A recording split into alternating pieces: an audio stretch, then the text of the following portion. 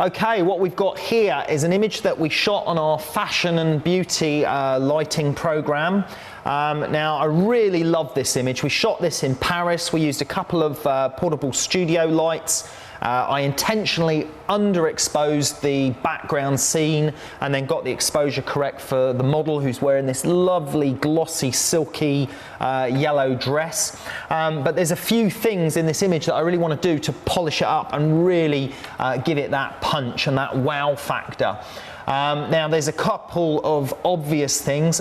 First of all, we've got a lamppost sticking out the top of the model's head there. Now, I noticed that when I was shooting the shot, but I thought I wanted to get the model positioned directly in between these two towers, so I thought it would be an easier job to just take the top of that lamppost out afterwards. We've also got a few people just gathered down there that I want to remove out of the shot. I want to enhance the model's dress a little bit, maybe change the saturation on that, and just generally do some overall shading and toning to the image, and do a little bit of reshaping on the model's hips and waist there. But I think we're going to really be able to polish this up into a fantastic image. So I'm going to take you step by step through what we need to do to achieve that.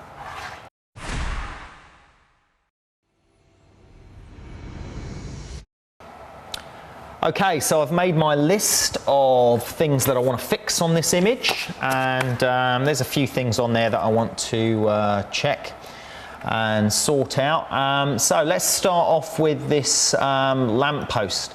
Now, as with Photoshop, there are lots of different ways you can do things. I'm trying to show you a variety of things in this program, different ways of doing it. What I'm going to do here is actually fairly straightforward, and you'll be glad to hear it's very simple to do. I'm just looking at what we've got here first of all. Now, as I said, when you're looking at an image and you're deciding what to do in Photoshop, don't think, okay, I've got a lamppost to remove. Just think, well, I've got some lighter patches of color information that I need to be blue in the same way that the sky is. So that may help you decide that you're going to use a paintbrush to paint over that in a darken mode, or various things may come to mind when you start to think of it in a different way.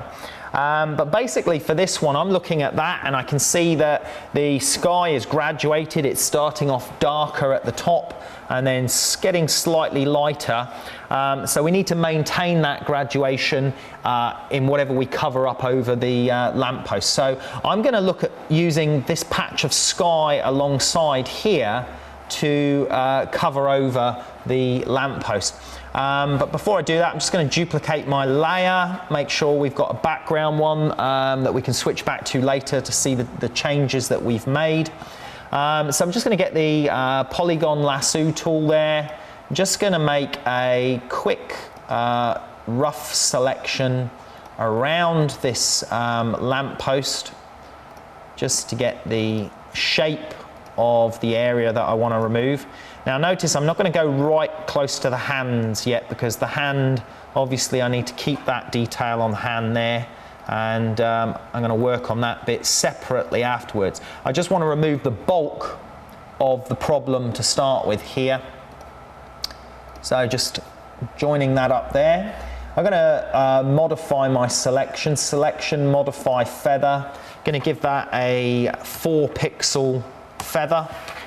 And I'm now basically going to take that selection and move it over here, and I'm just going to say layer new via copy, and I'm basically copying that piece of sky in the same shape as the lamppost area. Now you look at the feathering that I did, there's the 4 pixel feather. You can see how it gently feathers out by applying that feather. So there is a layer of the sky. I'm switching to the move tool. I used the V as the keyboard shortcut. Now if you want to learn your keyboard shortcuts, it's really, really easy, because each tool that you use in Photoshop, when you put your mouse over it and you hold your mouse, it'll pop up saying what the tool is, and in brackets is the letter that is the keyboard shortcut on your keyboard. So it's a really great way to learn your keyboard shortcuts, and it also helps you speed up your workflow, because when you're working with the keyboard shortcuts, it means you don't have to move the mouse every time over to the tools. You can just press the keyboard shortcut to do it. So move tool, the one at the top, and I'm just going to slide my sky over and just going to position it roughly where I need it there, and you can see that that's covered over the area that I want, but in actual fact it looks like it's a little bit darker, and that's because we've got some cloud running down this right hand side here, which is causing the sky to look a little bit lighter and hazier in this patch. But I'm not too worried about that right now, because I'm going to clone from that source over the top just to disguise my sky there a little bit. Now there's a couple of ways we can do that. Let's just flick this layer on and off and have a look at something here a sec. We could use the eraser tool, and we could just gently feather out those edges even a little bit more by rubbing, but we'll see we're so close to the actual where the lamppost is, that's starting to shine through. So what I'm going to do is I'm just going to go with it as it is. I'm going to merge it down. Actually, I don't even need to merge it down at this stage. I could use the cloning tool and say sample current layer and below, which I'm going to just put there. And then with the cloning tool, I can just pick up some of this cloud and then just gently do a little bit of gentle cloning from that slightly hazier area over the top, and just a little bit that way as well, just to disguise some of that slight shadow line that we had on there. Let me just take that back that way a little bit, and that way there a little bit as well. Okay, so let's just merge that down now. Let's have a look. Doesn't look too bad. A little bit of patchiness there still. Now this is where I'll switch to the healing brush tool. Just going to increase the size of that healing brush tool there. Just going to give that a patch on there and a patch. Oh, that's, you see what that did? That actually took a big sample of cloud there and over patched it there. So I'm just going to reduce the size of that healing brush tool. Just see if we can work that around there a little bit. And that's actually worked quite nicely on that one. Let's just see what it's going to do there. It's making its mind up. Okay, that's not looking too bad. Going to go back to the clone tool. Just going to drop the opacity down a little bit, and just going to use that to patch in a little bit more cloud closer down to the model's hand, and then a little bit more from there, just faintly across there to create a natural band of cloud. So now you can see how we've got that patch of cloud running over the top of where we copied and pasted over the lamppost area. So pretty happy with that. Now we need to go in and just clean up this extra bit of detail here above the model's hand. Okay, so let's zoom in back on that hand detail at the top there. We've still got a little bit of that lamppost just above the top of the hand and a little bit just in there. So I'm just going to make a selection to protect the hand area. Just going to do this with the polygon lasso tool, and just to quick work around the edge of these fingers. And I'm basically just doing this so that I don't end up cloning over the finger area. Right, that's, I don't need to worry about that bit there, but I do need to worry about that bit in there. And it's only a small area of detail, but it's important that we get this little bit of lamppost removed out of there. Now I'm just going to do a feather on there. I always like to make a feather on my selection. I'm going to do just a 1 pixel feather. You can see the pixels there now. Look, we're already right into individual pixels at that level. Now this should be fairly straightforward. I'm just going to use the clone tool, and I'm just going to sample from just above here, and just going to clone. Let's put that percentage up a little bit. I'm just going to clone that over. Now, I can also set my clone tool to a blending mode. Like for instance, if I set that to darken, it will only clone over the darker bits. But because there are some darker patches in there, sorry, it'll only clone over the lighter bits when I've got it set to darken, but because there are some darker patches there as well, I'm just going to leave it in normal mode and it will clone over everything. And I'm just going to get in a little bit closer there, and then down this side just to sneak into that little gap there. And notice how my marquee selection has protected the hand from getting cloned over at the same time. So really simple, really easy one to do there, and that's that lamppost removed completely. Okay, so that's the lamppost gone, cleaned up around the hand. Let's just take a zoom in here and look at what we've got. We've got a couple of people just stood in the background, obviously observing what we were doing when we were taking the photograph. Now obviously you're always going to get people in scenes when you don't want them necessarily, so Photoshop's a great tool for removing bits and bobs like this from your background. But as well as removing things, you can copy, duplicate things and add things. So you may have well wanted to add more people. So you can copy certain things, trees, lampposts, people, and what you've copied on a new layer, you can use that to duplicate and add things to an image, as well as what we're doing here, which is taking things away from an image. Now, this one looks a little bit trickier if we look at it, because there is a lot more fussy stuff going on around here. But the way I'm going to look at this is just think about, well, think about what I can do first. What will disguise this most accurately? Now, that's why it's a good idea to look at different zoom distances, because if I look at this, we've got this tower, the side of the tower coming down, and it's stopped here. There's another little block in front of it. I could choose to clone this tower down till it hits here. We've got this wall running along here with a few bushes in front of it, and I could choose to clone that wall along there. And then we've got this other building in the background which has got these strong horizontal lines, which look like they could do with being cloned across there. But interestingly enough, there isn't actually a horizontal line there. That one only looks like it would finish about here. And this guy's top is sort of dark, and it's only his head that is really a nuisance in that part of the image. We wouldn't really know what that was. So don't always think, well, I have to remove his whole body, or I have to remove him, because then you're thinking about him as a person as opposed to just some pixels in your image. Now, when you think about this as pixels in your image, then it makes it easier for you to think about, well, actually, I only really need to remove these pixels because of this or because of that. So I'm going to just make a selection first so that we've got a sort of safe area to work with.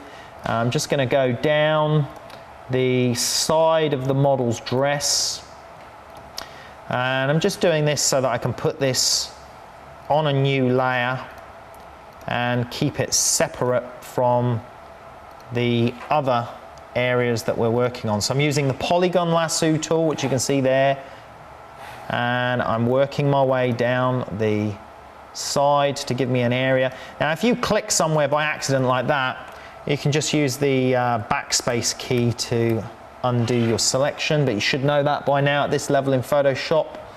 And I'm just going to go out to here, and I'm going to go up here a little bit just to give me an area to work with. And I'm going to feather that selection just by 1 pixel. And I'm going to say layer new via copy. Now I've got that on a separate layer. And what I'm going to do now is do some cloning. I'm going to use the clone tool to sample from here over the top of this guy's head. So I really need to keep my clone area to sample from there and see what happens as I do that. Now this, with the clone preview, it's fantastic because I can see exactly what I'm going to get there. I'm just going to gently clone that up there to that point. And now that I've removed that guy's head, if I just clone over that V-neck in his jumper, now you see I haven't had to remove his whole body. You wouldn't even know there was a person there now. So now I'm left with these two figures on the right, and I kind of need to disguise them. So I'm going to use the edge of this tower, and I'm going to clone downwards, just finding the edge to line that up. I'm just going to work my way across there, and just going to clone down a little bit. And you've got to be careful of repeat patterns when you're cloning.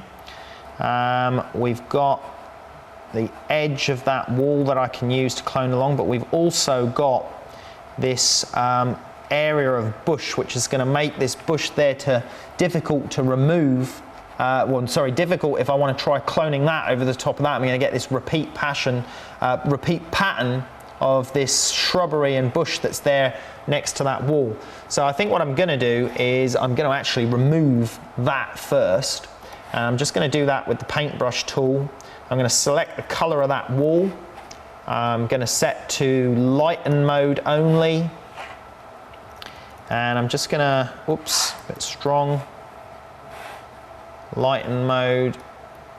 And I'm just going to paint over those areas.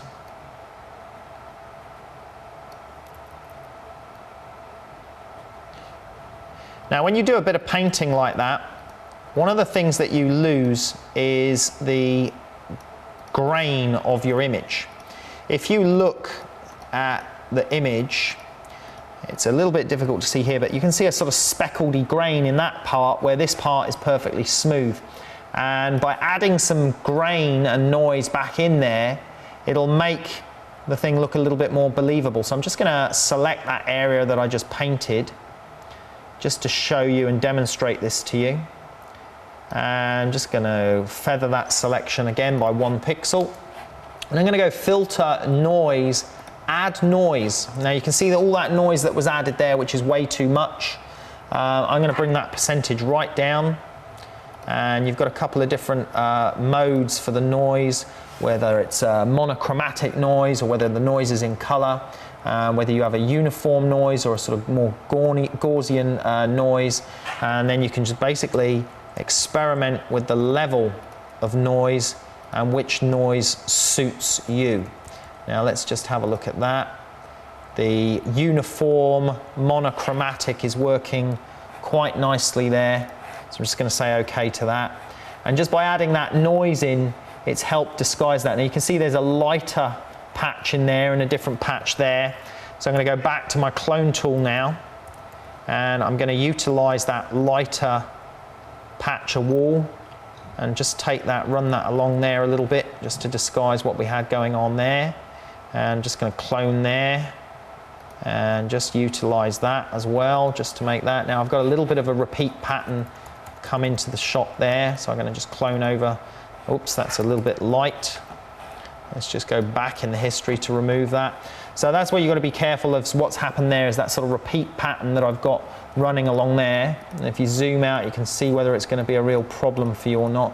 It's not going to be too bad, but I'm going to try and get rid and disguise that. And I just want to get the top edge of that wall a little bit better along here as well. So that works quite nicely there. Okay, so we've removed that bush and that shrub out of the way. Couple of little bits there to fix with that repeating pattern. So I'm just going to get the brush tool, sample the color there, and oops, a bit too much. Let's drop that opacity down. All we're talking about doing here is just a little bit of disguising work, just to get rid of some of that repeating pattern area and just make the shapes a little bit different. That seems to have done it. Okay, so now I've got empty plain wall area that I can use to clone right across now. So switch back to my clone tool, and I'm just going to get this area here to line up there, and I'm going to clone that right over there. Now notice I'm cloning what looks like I'm cloning over the top of the dress there. That doesn't really matter to me at the moment because I'm not actually cloning over the top of the dress because it's on a separate layer. And just going to do the same along the main part of the wall here. And work that along there, just to where about we had that guy and leave that little bit of shadow. And then we got a little bit on that corner to fix up, running down to here. And then I'm going to use that there to sample over the top of that there. And we've started to disguise this quite nicely. There's no real detail left in there. It's not exactly clear what was there. We've got a little bit of a repeat pattern. I'm just going to see what that looks like. That repeat pattern there is annoying me a little bit, so I'm just going to get rid of that. Just go over to here and finish that off so it looks like that's there. Clone that back over there. And I think that's the job pretty well done. We've removed those people from the shot. Actually, I think that wall will look better if it runs right behind the model's dress. So I'm just going to take that. Now I'm going to just change the hardness of my brush here because with the edge of the brush, it's a little bit soft. So I can choose a harder brush, or I'm going to use the rectangular brackets and the shift key, which will make the brush harder. You can see it changing up there in the corner of the screen. Watch what happens to it as I do that. Look, the brush is getting a harder tone brush for me. Now I'm going to reduce the size and get it to about there. I'm going to sample from there, and I'm just going to, oops, yeah, you see that's a little bit too hard, that brush sample that I did there, so I'm going to soften that down a bit, about there, and then increase the size a little bit. And we're going to do that cloning again,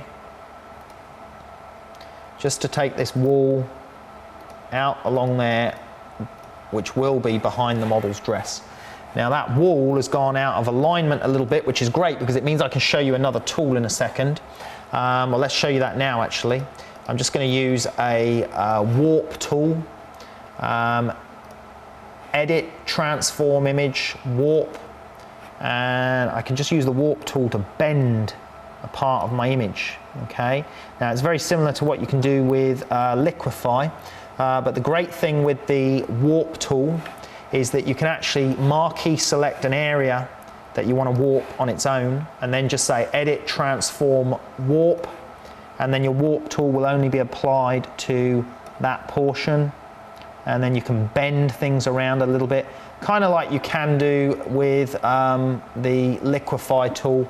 As a matter of fact, looking at that, I think the liquify tool is probably going to do a better job on that, so I'm going to work on that in a second.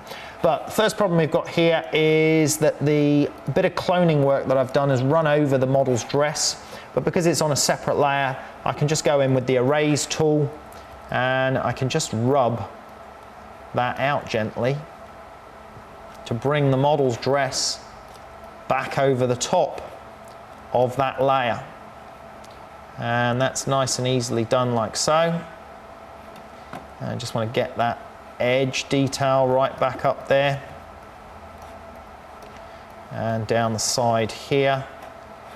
A little bit of an edge fringe there, but that's probably going to look okay. So let's have a look at that on the zoom out. That's not too bad.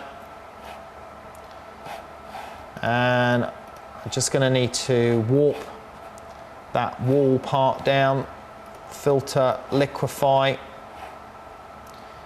and hopefully it will bring in, I should have zoomed in a little bit first, and get the forward liquify, change the brush size down a little bit smaller, and just gently adjust the shape of that wall a little bit, just adjusting the pixel mesh basically to get that nice and straight. Say OK to that. That will return the result to our image, and I think we should be pretty much there. Now that's not a bad job. Could have spent a lot more time making a little bit more detail on there. I'd probably also like to put a bit more grain back in this wall, because along here where we've done that cloning work, it's lost some of the texture, if you like, from the image. So I'm just going to do a rough selection. Filter. Now I'm going to just use the same noise filter that we added before. I could go down to noise, add noise, but the previous setting that we used is there, say add noise, and that's added a little bit of noise back into that area for me there, just to roughen it up basically a little bit as well. And then we've got that edge on the dress there where it's just probably better if it was slightly softer. So I'm just going to take the clone tool, just a very small size, and just work my way up the edge of that dress with the clone tool, just to take that few pixels off of that edge. Okay, so that's that area sorted out pretty well, and next we're going to move on to a little bit of work on the face and the upper body. Okay, so we've cleaned up those people down there. I've just come back to the image again, and I just looked at that and I thought, well, actually, now seeing it with fresh eyes after a little 5-minute break there, I thought we can improve that slightly. And one of the ways to do that is that sometimes when you do cloning, everything's too smooth and even. Now, we've already added a little bit of noise in there to disguise that. But one other tip that I like to do is use the burn and dodge tool just to patch the shading and the light on it a little bit. So I'm just going to duplicate that layer, because remember we've got it on a separate layer above. So I'm just going to duplicate that above that one.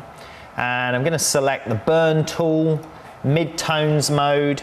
And I'm basically just going to do a little bit of streaky burning along there, just to change the tonal range in there so that it's not perfect. Because if you look over here, you can see there's a slightly darker patch on the wall there and a little bit of a lighter patch.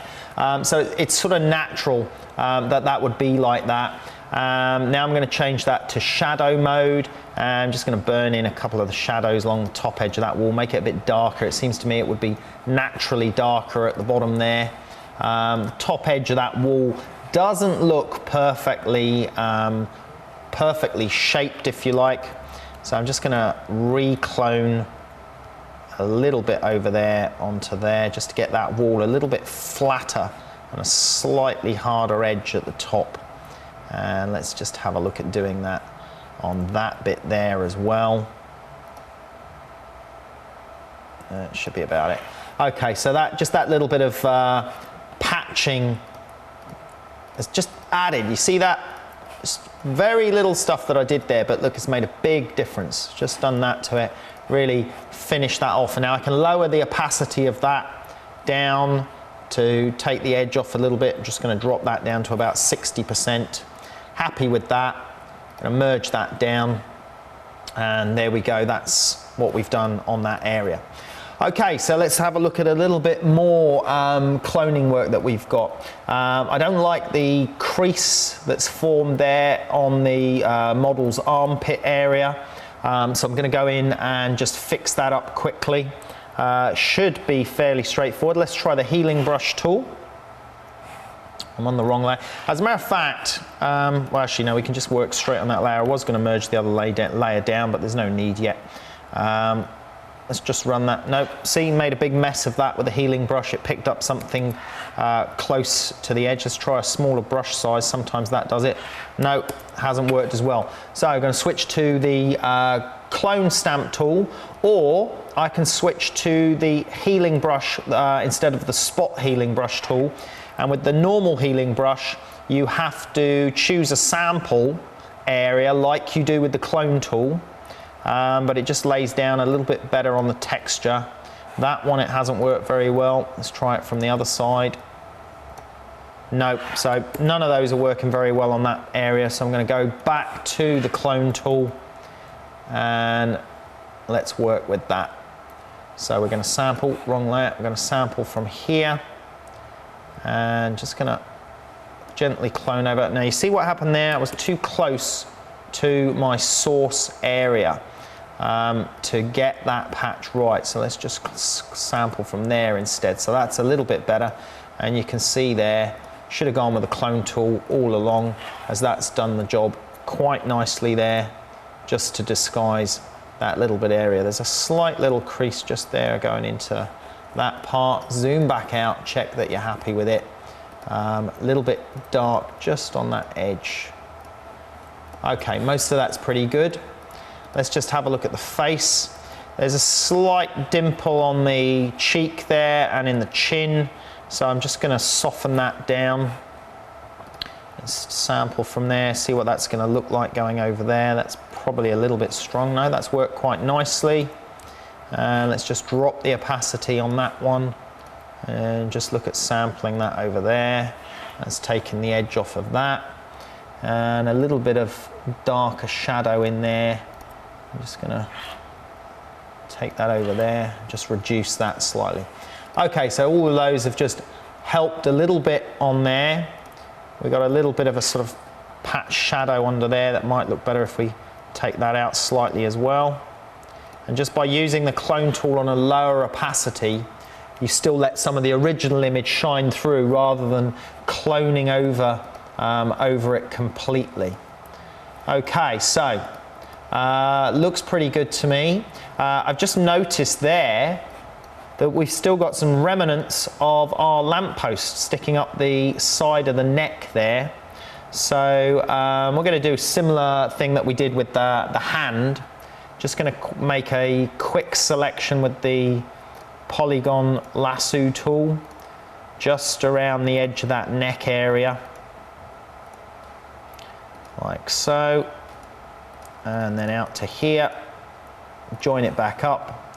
Clone tool will do the job nicely again. Sample from here, so sample from there, and just actually make my selection. Don't forget to feather your selection. 1 pixel will be perfect for there, and just let that, and that just gives a nice feathering in from the blend between the sky and the neck. That's taking care of that nicely, no problem at all. Okay, so that's all worked on really well. Happy with that background area that we fixed, so let's not waste that layer. Let's just merge that down onto there. And let's see where we're at so far. Oops, hang on, the layer underneath is not on. So there we go, we can see a couple of things. Let's just zoom in, see what we've removed so far. So we can see the armpit, the edge of the neck, a little bit on the face, the lamppost, and the people in the background so far.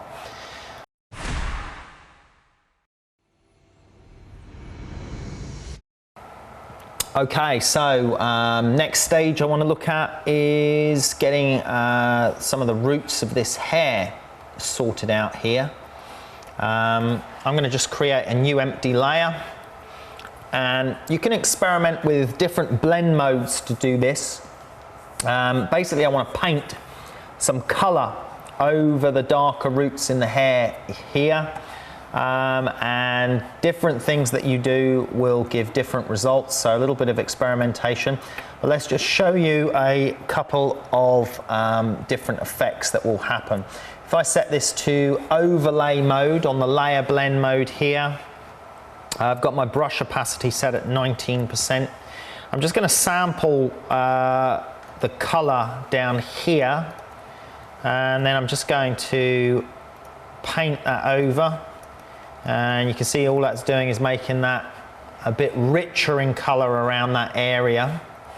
So let's just run through. We've got soft light, hard light, you can see how that's rich in the colour. I think the linear dodge add is going to work quite well. It does, but it's actually too strong, so I'd have to repaint that with a lower opacity on the paint, or I can drop the opacity of the layer. That's lighten mode. Multiply has made it darker, darken, that's within the darken settings, and screen. So let's just dump that layer off and start again from scratch. So different blend modes, different layers, different opacities with your brush. You will have to experiment, see what works best. But for this particular one, I'm going to use linear dodge add, paintbrush, sample my color. I'm going to drop that opacity down, and I'm just going to paint in over those roots there, like so.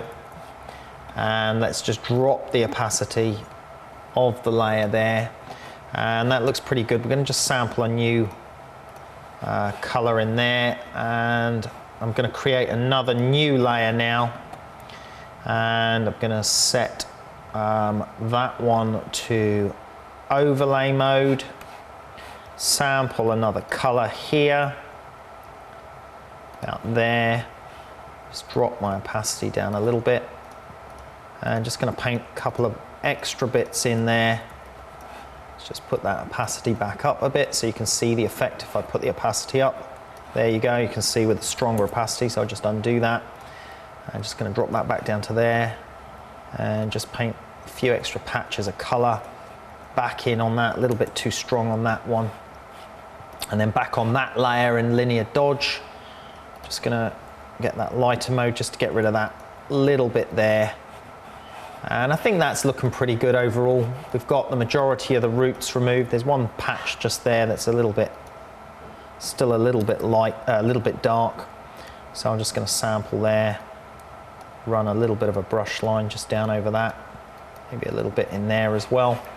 And overall that's pretty good. If I merge those two layers together, oops, that didn't work actually because I need to merge that one down first. And then I need to merge the next one down. And let's have a look at the difference there. Look, we can see the roots, completely different. Got rid of most of that and the detail still looks pretty good. Okay, so that's the hair stage done on there. Okay, just come back to this image and I've just thought that maybe I didn't explain quite clearly about those layer blends and what happened there. So I'm just going to go back in the history and just go back to where we had those two layers. Now we've got two layers in two different blend modes. The layer here, let's just turn these off a second so you can see what's going on. You can just see the little bit of painting that I've done on each layer there separately.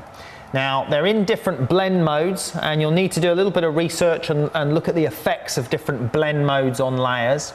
But basically my bottom layer is in linear dodge mode at 73%. And if I change the percentage, actually let's zoom in on that area of hair. If I change the percentage, we can see how that's affecting what we had there.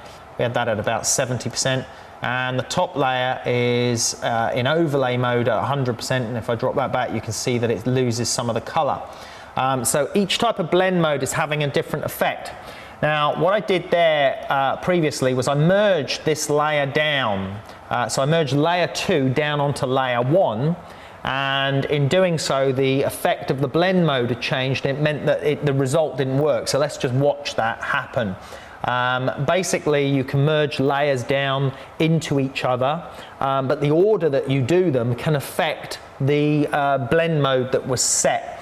So let's just see what happens to the hair when I merge layer 2, which is in overlay mode, down into the other layer. So I say merge down, and now look what happened with that big nasty patch there on top of the hair.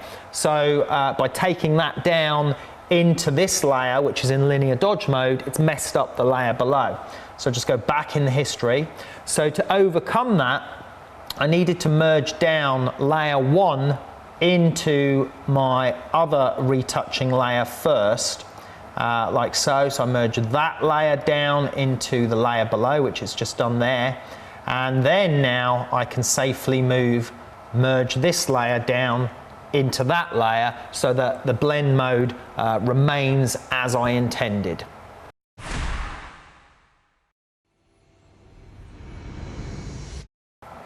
Okay, things are looking pretty good with this image now. Let's have a look at what we've done so far. I'm just going to flick the top layer off. There we go. Look, let's zoom in on that. Let's take a look at the upper part of the body there. And we got rid of the lamppost, a bit of work on the face, the armpits, the hair roots, and a little bit of lamppost around the edge of the neck there as well.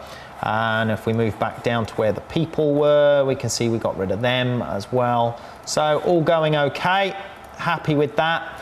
What I want to do now is a little bit of reshaping on the waist of the model and the hips area.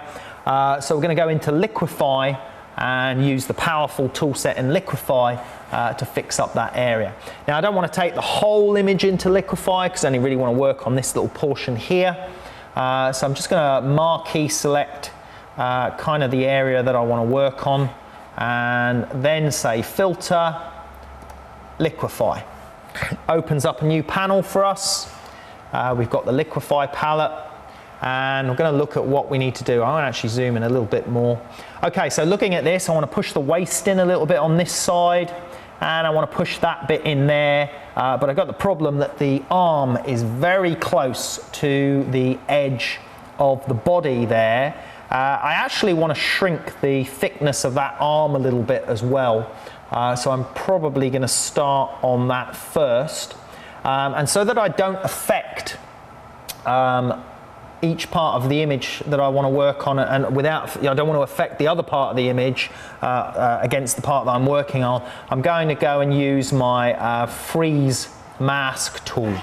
So let's just zoom in. I'm going to set my brush size a little bit smaller, and I'm just going to freeze this part. Although I'm going to want to move this part afterwards, right now I want to concentrate just on the arm, and I'm going to see if I can do that without affecting this area too much.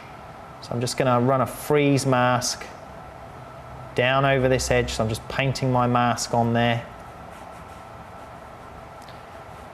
Okay, it looks pretty good, should protect most of the area that I want to protect. And let's just zoom out a little click there.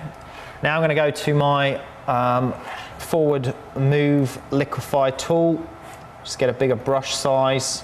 If you use the rectangular brackets to increase the brush size, I find it a little bit slow in liquefy. So if you hold the shift key down at the same time as you do it, it does it in bigger increments for you.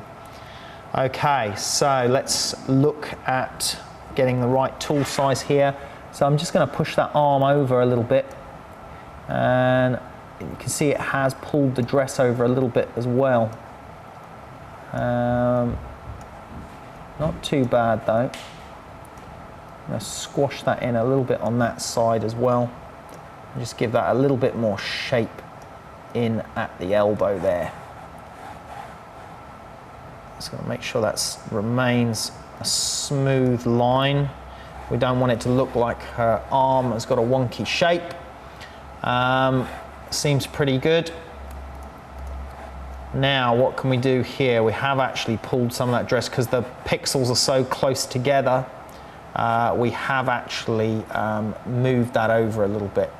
Let's just try something else. I'm just going to say okay to that, and I'm just going to go in there and have a look at what's happened with the liquefy, and you can see how that has moved that over, but you can see how it's stretched my pixels and ruined the edge of my dress there in doing so. So I can try the history brush, but I've got a feeling that the pixels are going to be in the wrong place. Basically the history brush is going to allow me to paint back to a previous state, and I have to tell the history brush which state that I want to paint back to, and I want to paint back to before I applied the liquefy. So I click here, I've got history brush selected, and I'm just going to set my opacity there, and I'm just going to gradually paint the edge of that back, and you can see, look, that's coming back in okay there. I'm just going to get the brush size a little bit smaller because I've got a feeling the arm is going to come back in. That's working okay at the moment. So I'm going to stick nice and close to where the edge of that dress was. Bring those pixels back in.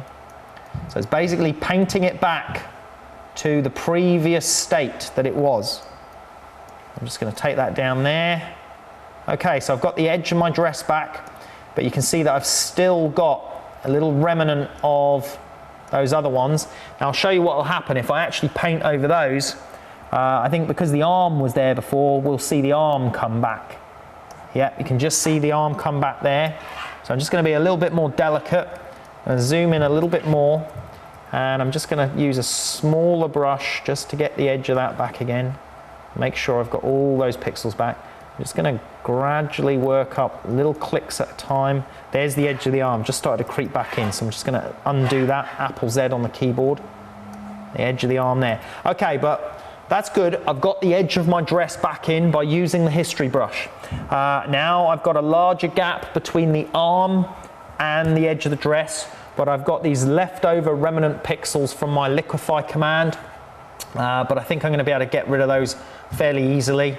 Just going to go in with my polygon lasso tool and just going to start, oh, hold on a second. I'm just going to, use my polygon lasso tool and just go in there and protect the area that I'm working on by making a selection. So let's just go around there, into here, around here, here and here. Just going to feather that selection.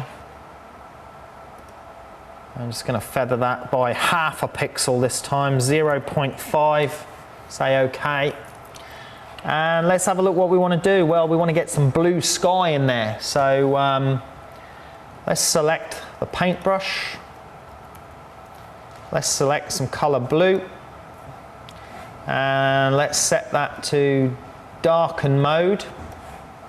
And let's just paint over those yellow pixels. And not all of them are lighter.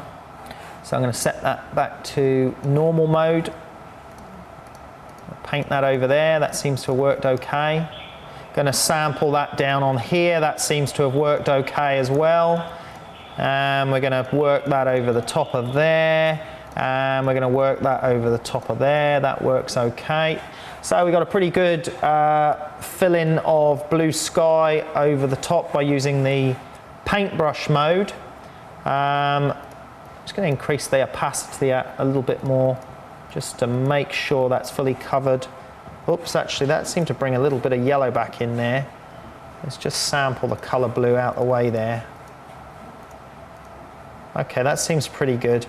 Okay, the problem we've got here is just the lack of noise in the image from where we've painted over nice and smoothly. So I'm just going to say add noise, add a little bit of noise in there. And the other useful command when you add something in like that is to use fade, and that's under edit, and there came up the fade of the last filter, so I can fade it back. Just going to fade that amount of noise back a little bit, say OK. Undo my selection and look at that, perfect. We've got a bigger separation between the edge of the dress and the arm. Still want to do a little bit more though with the liquefy. I want to take this edge in here, push that in a bit. I want to push the waist in a little bit, and I'll probably make her boobs a little bit bigger as well, why not? So let's have a little look in liquefy and go in a bit closer onto the zone I want to work with. Filter, liquefy, and let's have a look what we can work with here. So I'm going to use the freeze mask tool again, and I want to freeze the arm now because we've got the arm working how we wanted it to. We've reshaped the arm, so I'm just going to run a freeze over the top of that area to try and protect that side this time. I go a little bit over, a little bit more, just so I can hopefully not affect the arm too much on this one. Okay, now let's get my forward move liquefy tool, and I'm just going to push in that area of the waist there and the hips, just a little bit at a time. You can see the arm is just stretched across a little bit there. The freeze mask hasn't protected all of the pixels perfectly. Just going to keep pushing that over a little bit more. I'm just going to reduce the size of that brush there just to concentrate on that area separately. And I'm just going to pull that one out a little bit there just to change the shape there. Let's take that brush size down a bit more. Oops, a bit too much. There we go. Let's zoom back out and have a look at that. That's quite good. I'm just looking for a nice shape, basically. I'm going to return that, and we can see that I've completely stuffed up the edge of the arm with that liquefy, but you can tell I'm not too worried about it. And the reason is because I'm going to use the history brush tool to put that back to its previous state. So there's my history brush tool. I'm going to set the history state to just before that previous liquefy command, and I'm going to run that down the edge there on this side this time, just to bring that arm back to where it was so that I haven't affected it with that previous liquefy. A little bit of the edge of the dress has come back in there. Just going to use a paintbrush. I'm going to set it to darken mode. Just going to sample a color there. Just going to quickly run that over there to fix that up. Let's put that at 100%. Okay, let's zoom out. Let's show you a tiny little remnant of a different shade there. Just going to get the spot healing brush small and just quickly give that. Nope, that didn't work. Let's get paintbrush and just quickly give that a little blip over there. Actually in darker mode, let's put it into normal mode. Just give that a quick blip and a couple of spaces across there. Okay, so I'm just going to look at that waist area change now, and by having my layer underneath I can see, look at the difference. That's huge. That's great. Look at this. Watch this. Off, on, off, on. Big difference there on that. Let's just save this file again, and now I'm going to concentrate on liquefying in on the opposite side of the waist, just by pushing in this part on the opposite side.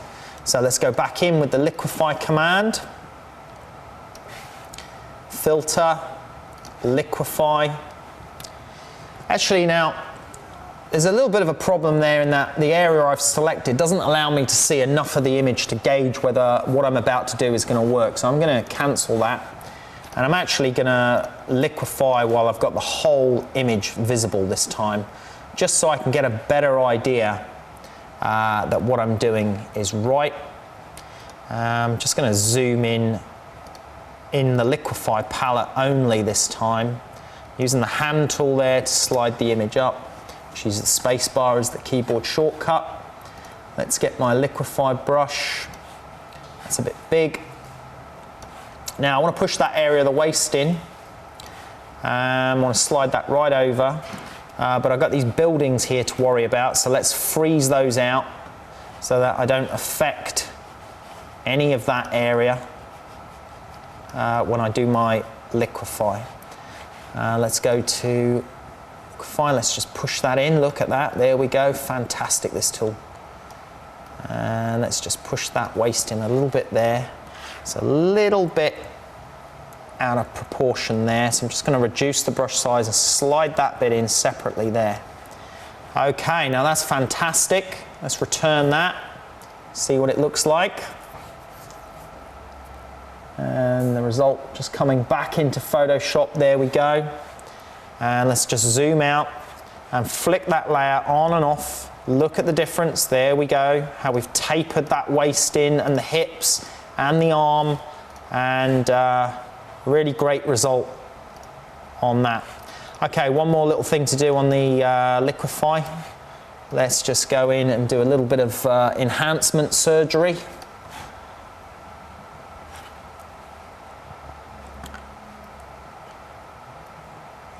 Okay, I'm going to just zoom in onto the area I want to work on. And let's get our bloat tool. And the bloat tool, let's get the brush size about correct. And let's give that a couple of blips on that side and a couple of blips there and there. Fantastic. Now, we don't want to get carried away with this, so I think we'll just leave it at about that. Say OK.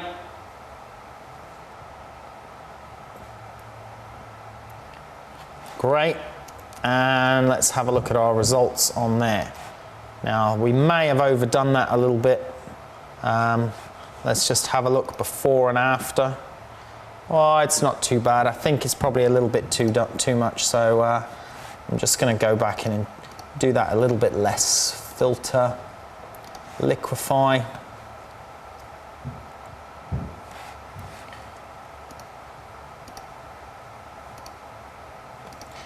And in we go again.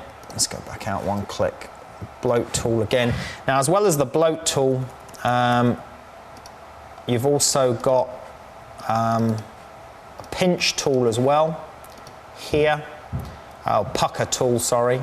And that draws things in so you can actually shrink stuff as well. So look, have a click on that. That's just shrinking the shoulder in a little bit there. So you can experiment with those different tools within the liquefy palette. I'm just going to use the forward push tool just to change the shape of that shoulder a fraction. And I'm also going to just push the edge of that arm in as well, but to do that I might affect that building. So again, I'm going to use my freeze mask tool just to freeze that area. And forward push, and I'm just going to push that arm just in a fraction on that side. Now, all of these things come with practice. Knowing how much to do and what to do is all part of the photographic process in knowing really what is going to look good and look natural and look right. So let's have a look at the image and what we've changed now. There we go. Let's zoom back in on the upper body area, and there you can see the changes that we've made. Fantastic. So I'm going to say file save to that, and then the next stage, just checking my checklist, tick that off as well. Got a little bit of burning and dodging and some contrast adjustments to make in the next stage that we're going to work on.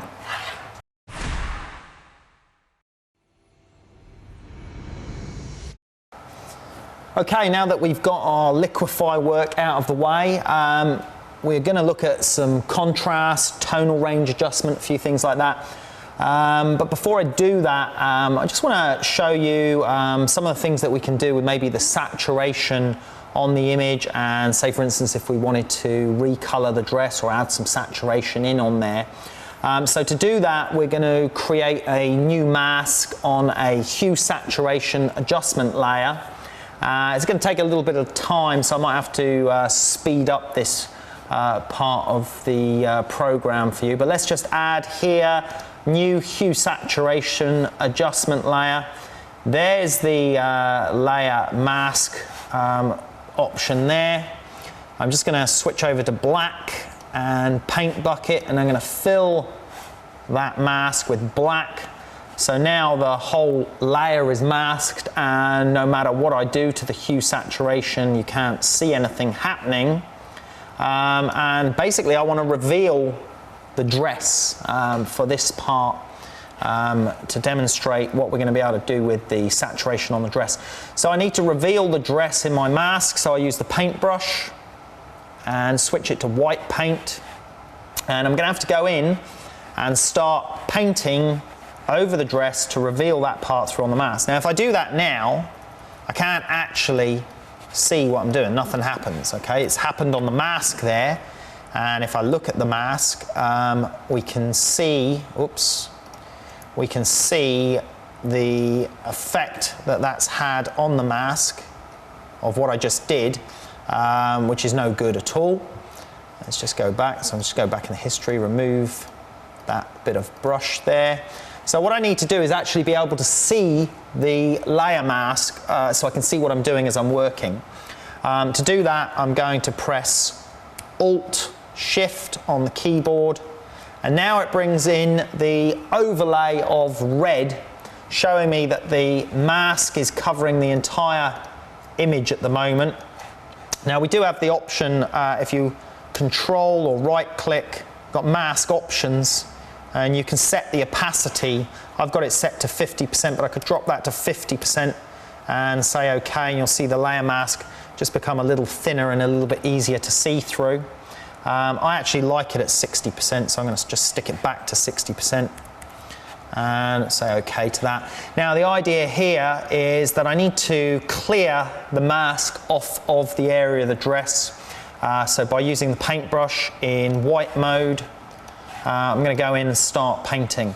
Now because I need to be quite careful around the edges and get this right, it's going to take a little bit of time to do this, so as I say, we might speed this up. But the great thing with the mask is if you make a mistake, you can switch to black paint and then retouch back in where you made a mistake.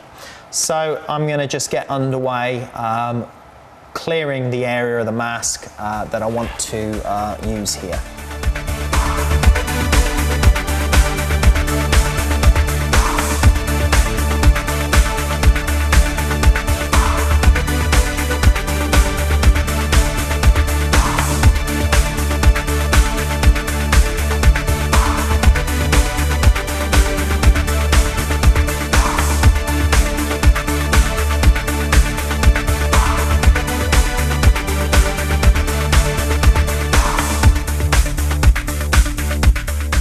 Okay, so I've painted in most of my, or painted out most of my mask area on that one.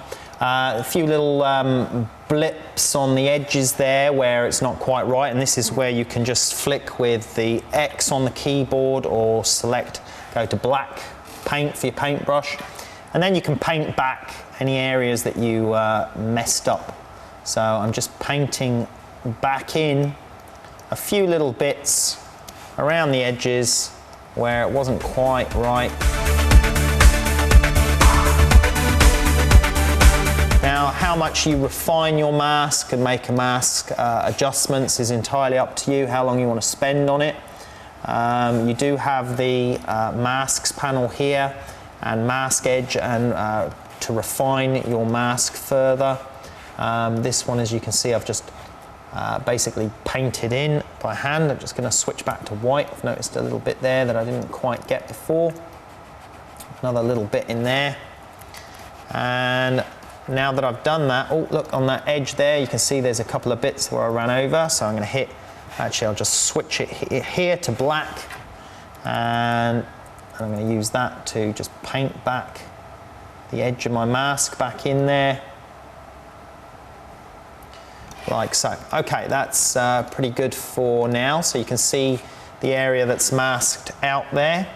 I'm just going to switch that back, the layer back to normal. Now, also if I hold oops, not that one, hold the Alt key down on its own, we can see the area in black and white.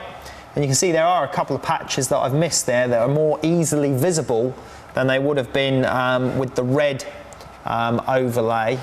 So now that I'm in that mode, I'm just going to clean up those last few bits where I can now clearly see any bits that I missed. So it's a useful function on the keyboard there to select your mask viewing modes. Quite a few bits that I missed in the original brush strokes. That's no problem. Just get all those back again, like so. And let's just do that again. So Alt on my keyboard takes it back to normal. Alt Shift flicks it to red mode. Okay, so now basically in my image the dress is being revealed through the hue saturation adjustment mask. And now I can do things like adjust the color, and only the color of where I selected through on the mask is changing. Okay, so we can change that dress to a blue dress. I can increase the saturation, decrease the saturation. I can drop the saturation right out, make it almost like a white silver dress. I can affect the lightness. So there's a lot of stuff I can do to mess around with the image and with the dress now that I've created that mask. Obviously some of those colors would be a little bit unnatural. And if we go, for instance, if we have a look at where I've made it into blue, you can see there's a little bit around the edges where it's not quite right. Now this is where your mask comes in really useful, because again, using your mask, you can just switch to the white paintbrush, and on your mask you can just paint where the mask hasn't worked quite well to bring it in. And if you paint too far like that, you switch to the black paint and paint it back out again. So this sort of adding and subtracting using your mask will allow you to refine your edges absolutely perfectly. It will take a little bit of time and allows you to basically make better selections that you can add and subtract from. Now, I'm just going to put that back to 0. So that's how our dress was. Now, all I was thinking of when I was looking at this image was, well, maybe we could maybe make that dress just a little bit more saturated. So I'm just going to up the yellow level a little bit there. And we can see with that hue saturation there, I've just increased the punch of yellow in that dress, which works quite nicely because we got this lovely sort of dark blue scene with the underexposed sky that we captured. And just by increasing that saturation, we don't want to take it too much, otherwise the dress is going to look a little bit weird, but just by upping that saturation, you know, plus 20 will give us a little bit more boost in the colour. And if you flick the mask on and off, you can see the effect it's having there. And because we haven't shifted the colour, we're not really seeing too many problems at the edge of our dress where the mask isn't perfect, because we're only increasing the saturation. And now we've got the mask there, so we can keep that and use it for further adjustments as necessary. So that works quite well. Quite happy with that. I'm just going to turn that layer off a second, and just going to go back and show you a couple of other things that we could have done. Obviously, I spent a little bit of time there creating that mask and building it up with the brush mode. But you may have been able to select that area of the dress by using some of the other things, such as the magic wand or magnetic lasso to click around the edges of the dress, or sometimes you can get things like select color range, and we could select the yellow of the dress and start building up an area by selecting certain colors, and we can see our mask is being created there for us. Now, some of the skin tones are similar to the colors in the dress. And then you can see some of the windows have just picked up. But we could have done a lot of work on building our mask by selecting things and then creating the mask, then rubbing bits away and then adding things back in again. So there are other methods of creating your mask by choosing different selection methods, as opposed to the one there I just used the paintbrush tool and doing it by hand. Anyway, let's just flick that hue saturation layer back on. And there we go, you see that little boost in the yellow on the dress, which has worked quite nicely. I just want to show you another nice, neat little trick here. If I wanted to create another mask for the background so that I could adjust the saturation on that, I can duplicate this layer, and I'm just going to put the saturation on that layer back down to normal level there. Now, the mask here is obviously back to front for the area on the background, because at the moment it's just letting the dress be visible.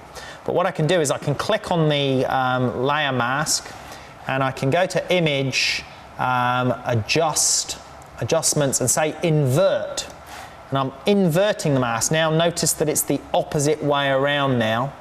And basically that means that now the dress is protected, and now I can increase the saturation, look, and I can change everything else now except for the dress. So I've basically quickly created a new mask from my previous mask, but made it the opposite selection by saying invert. And I can even take all the color out and just leave the image in black and white, but retain the color in the dress. So that way it allows me to now boost the saturation in the sky and the towers independently to the dress. Now, I quite like that little boost that I've added to the colours of the towers and the sky and the foreground, but what I don't like is the extra saturation that it's given to the skin tones. So what I'm going to do now is I'm going to add to my mask by painting over in black over those skin tones so that my mask is not adding saturation on that area. So I'm just going to go in and bring that mask up like so, so I can now see that mask, the areas that are being protected. Get my paintbrush in black paint and basically start adding over the top of these areas now so that I can protect the saturation levels on this. So we'll probably just speed up through this bit so that we don't waste too much time.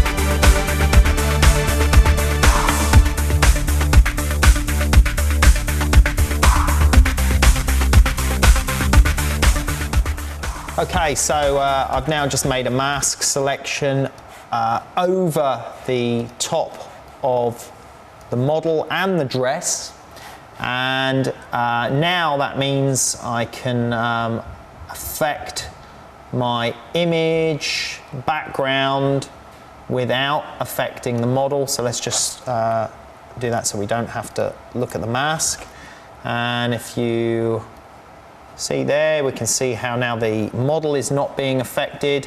Might need to do some refinement to the edge of the mask, but the main purpose for this was so that I could increase the saturation of the sky and background. Now let's have a look what we've got going on in our image. First of all, we've got the little boost of yellow, boost of saturation in on the dress here with this mask. There we go, that's without the mask. And we've boosted the saturation up on that one. And now I've created another mask on another hue saturation layer so that I can boost the saturation of the opposite area, which is the background. And you can see there as I boost that up, but now my model and my dress is not being affected. So I'm just going to get that to, oops, it zoomed out a little bit too far. Just want to get that to a level where I like the saturation in the sky, and that's just enough there. Just added that little bit of boost of blue, gold to the towers, but haven't affected the model's skin tones so much, and our dress is affected separately. So that's worked out really well, and we're going to start next on working on some tonal and contrast and burning and dodging adjustments.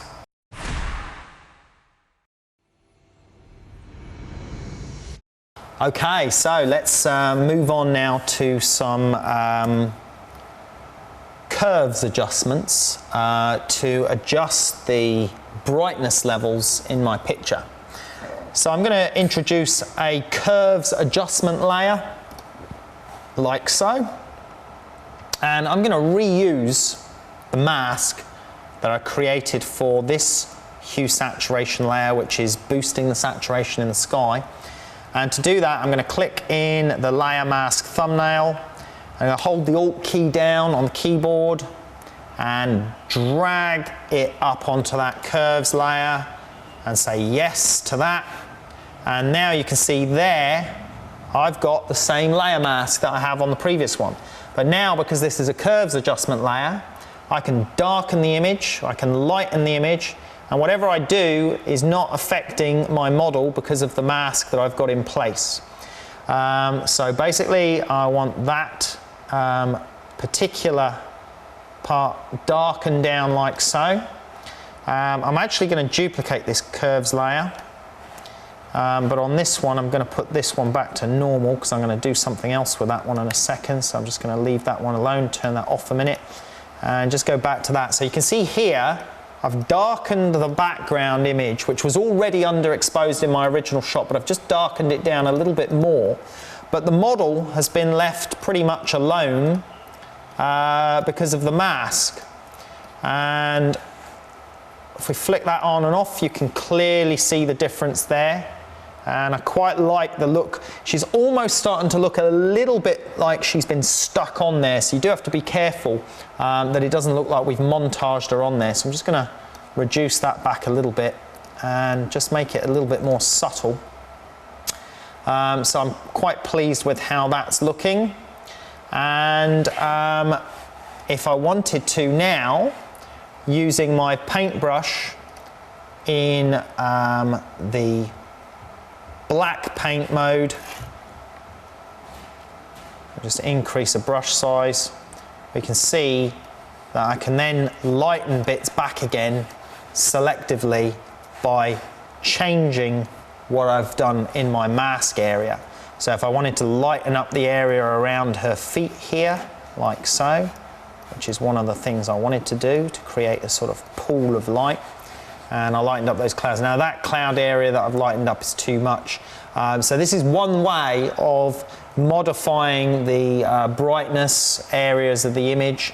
And then with this layer above, oops, that's not switched on, we can affect other parts of the image, and then we can use the paintbrush mode to paint back on our mask. Oh, sorry, in the wrong setting. We can use that to paint back on our mask on that one and change different parts of that. So you can see how these layer masks can be quite powerful for us to use. But I'm just going to go back to where we were before with the hue saturation alone, and just going to show you a couple of other ways that I might tackle this. Okay, so the image is looking really good now. I'm really happy with our saturation levels, the coloration, the bits and pieces that we've removed. What I want to do now is just do a little bit of burning and dodging, just to finish off this image in the way that I would have done if I was hand printing it in a darkroom. Now I'm going to do that with the layer new layer, overlay blend, fill with 50% grey, neutral, say OK. And now I've got the same with the paintbrush with black and white, and it's X on the keyboard on the Mac to switch between the black and the white. And if I use it on the black paint, I'm just going to push the opacity up to about 10%. I can start to darken in portions of the image. Now what I want to do with this image is, let me just go back in the history and undo that. I just want to darken in this corner a little bit, and then I want to create a pool of light so that the model's just almost standing in her own pool of light. And I might want to just darken in this corner just so that the focus of the image is drawing you into the model a little bit more. So let's just have a go at that with this layer. I'm just going to shrink that down first just so I can get a slightly bigger brush and just gradually just work that around the edges. And it's great when you've got the edge of the image to work on like this, so you can just not right against the edge of your screen. So that's pulling that in quite nicely on those edges there. Just going to go up on that top corner, just do a similar thing there, just darken that over a little bit. It's a little bit strong at 10%, so I'm just going to drop that down to 4% and come over that top edge there.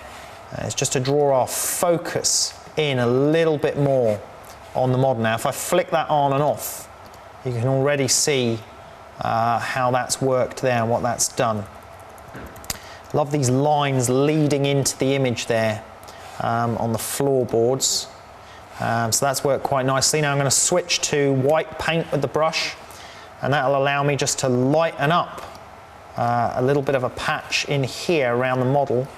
And I'm just going to do that like so, and just going to gently, that's a little bit too much on that one, just undid that one.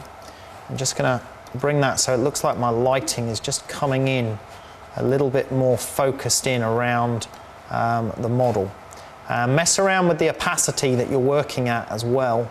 so that you can vary the intensity and the strength of what you are doing. So if we flick that on and off now, you can see how we've completely changed the effect of the lighting. And if you think that's a little bit too strong, there we go, look, that's the effect of what we've done. If you think that's a little bit too strong, then you can drop the opacity of your layer, just gradually reduce it back down to 0 or increase it back up to 100% to a level where you quite like the effect. So I quite liked it actually, up almost at 100% at 95%. I think that's working quite nicely. So quite happy with that. A couple of things I want to do now is just add a little bit of saturation in on that corner of that tower. So I'm going to get my sponge tool, which is in the burn dodge tool set. It's set to saturate, 20% flow rate, and I'm just going to run it over that gold part on the tower there, just lifting that up a little bit.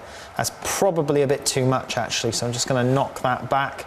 If we go back in the history, you can see how much I actually affected it a lot more than I wanted to, so I'm just going to do that a lot more gently. Oops, wrong layer. Go back to that layer and just give that a couple of little blips, maybe take that stripe down the middle up a bit there, and you can see there it's just subtle, but it just adds that little bit extra. I don't want to draw the eyes away from the model too much. So that's working out quite nicely. I think the model's face and features probably do with lightening a fraction. So I'm just going to go back to my burn dodge layer that I've created there. Just going to select on that. Just bring that up a little bit on the body. The top of the arm is okay, and this arm was okay. It was really just the face down on that side, maybe a little bit down on that leg, and a little bit on the hair, just to lift that face up a little bit. So we can see the effects of our burn and dodge layer. Now I think just to polish this off just a fraction more, I'm just going to select back on our layer here and go to my dodge tool, set to highlight mode, and turn protect tones off. I'm just going to put that to about 4%, 5% will do. And I'm just going to run this highlight dodge tool over this side of the face just to add a little bit more sparkle on the lighting there, and just give that a little bit more shape on there, just add a little bit of contrast in a couple of places there. And if I go back in the history, you'll see how that's just lifted that slightly on the edge of the face there. I'm not sure if you can see it at that zoom, so let's just zoom in, go back. There we go, you can just see it's subtle, just added a little bit of sparkle on there for me. Okay, I think that's looking pretty good. You can keep working on your images, changing things, adjusting things. All of that looks pretty good to me. Nice burn dodge layer, nice hue saturation on the background on the sky, nice saturation increase on the dress. So let's merge these down. I'm going to merge, actually what I'll do is I'm just going to turn off the bottom layer so that it's not visible, and then the top 4 layers are visible, and I'm just going to say merge visible layers. It's going to combine those all into one layer. Then I'm going to turn the bottom layer back on, and now let's flick this on and off and look at the difference. That was it before, and that's our image finished. So quite a dramatic change, not just in what we retouched out of the shot with the lamppost above her head, the people down in this area, the shape of the body, but also our tonal range in the image, our contrast, our saturation, and our burning and dodging, just to give that a little bit more of a polished look. Now, it was a great image to start with. I was really pleased with this image when we shot it and the lighting, so obviously it's key to get your photography right. As I said, you can see this demonstration. This photo shoot is in our fashion and beauty lighting DVD, showing you step by step how we did this. But this extra little bit of work in Photoshop finishes that image off to that level. Fantastic result. Really pleased with that.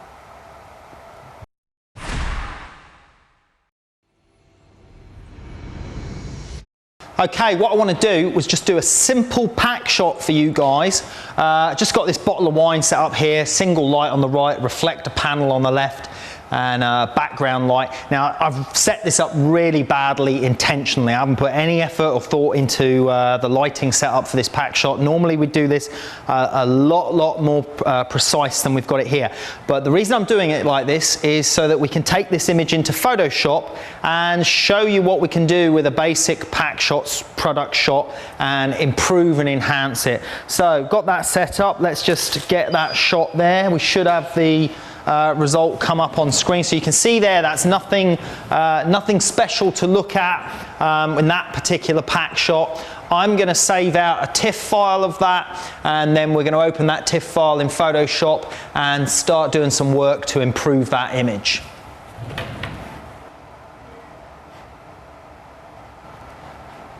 Okay, so we've got our pack shot of our nice bottle of wine done there. I think I might enjoy a drop of that later on. We've done a fairly basic pack shot in this instance, not really a high quality pack shot, but we've done that so that we can demonstrate exactly how we can polish this up to make it into a much better, much more vibrant image. So let's have a look at what the faults are with this image that we're going to need to correct. If I just zoom in and we take a look at this image, we can see around here in this area that the label isn't quite straight. This patch on the label here looks a bit dark to me, and in this area here I'm going to want to draw more attention to the label, lift that up. We've got a dodgy edge along there where we can see a dark line, some pretty nasty reflections in the bottle that all will need smoothing out and cleaning up as well. And the edge of the label is lifted up there. There's also quite a lot of dirt and mess on the white surface that we photographed on, and also we can see the horizon line on the back there, and I want to get rid of that so that this pack shot just ends up on a nice pure white with the reflection enhanced a little bit, and everything else. So hopefully we'll be able to polish this up into a really nice product shot.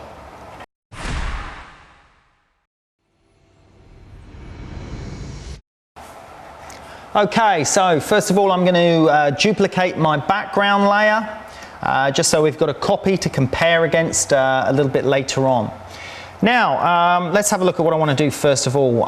Looking at the image, I'd like to get rid of this messy background and get all that cleaned up to a nice pure white to start with, and then I'll start working and looking at the bottle. So I just want to bring up my info window. There it is. And what I'm doing here is I'm just going to check my brightness levels on my background, looking at the information in my info palette. Now we've got the red, green and blue channels shown there. We know that for pure white we need 255 in each channel, indicating that we've got maximum brightness. We do have 255 in every channel there, so this is pure white all across the top of the image, so that's fine. But I can see as I go down here, that's dropping down to 248 and 249 in each channel, 234, 232 on this side. So it's not pure white from that horizon line downwards, but it is pure white from just about here upwards. Actually, wait a second, just looking at that, just raising that up. No, it's not actually even pure white on this side. It's pure white on that side, but it's not pure white on the right hand side, and that's because my background light, I only had one of them.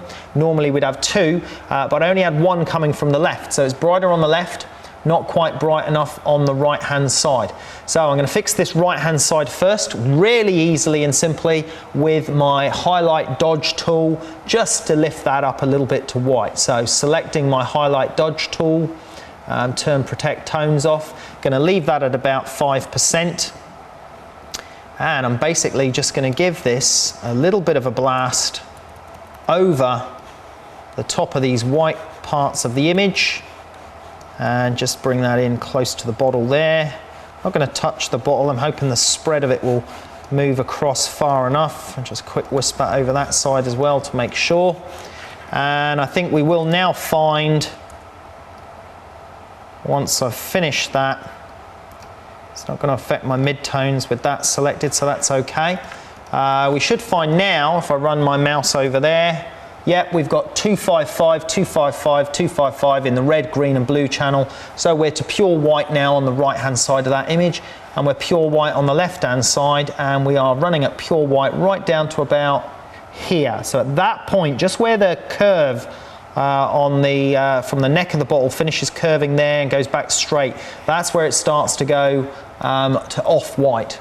So I really want to protect the bottle.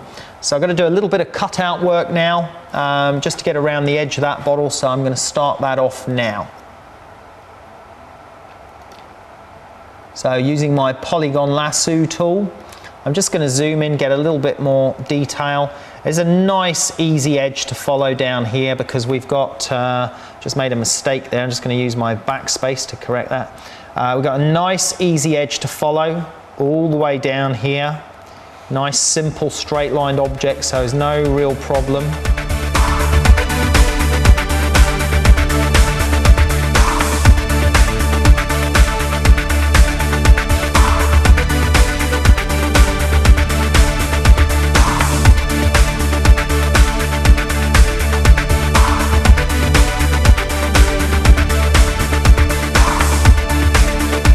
Zoom out, we can see where I've taken my selection. I actually want to select the background, so I'm just going to go around, over the top, join back up here, and now my background area is selected. Now at this stage it will be probably a good idea to save that selection in case I need it again. So I'm going to say select, and I'm going to say save selection, and I'm going to call it bottle and reflection. Now although it's the actual background area I've selected, I could invert or reverse that selection to make it on the bottle and reflection. So I save that, and that will save that as a new channel, and you can see there that's put that in there, which is now an alpha channel in the image, and I can reload that back in as I need it. So if I deselect that and I've lost my selection now, not a problem, because if you've saved your selection you can say select, load selection, choose the selection that you saved, say OK, and there it is again. So that's great. So I'm just going to feather my selection. There we go. I'm going to feather it at 1 pixel. And then I'm just going to choose white paint, 255, 255, 255. Choose a large brush size. Choose the brush, paintbrush. Put the opacity right up to 100%. And now I can just paint in that whole area that wasn't quite pure white. Now it is pure white. I can drop my selection. So now already we've dramatically improved the image just because we've cleaned up that background to pure white. There we go, there's the before and after. So we've cleaned that up to a pure white, which makes a really good difference on the shot so far. Okay, so what are we going to do next? Let's have a look at sorting out the labels on the bottle and seeing how we can improve those.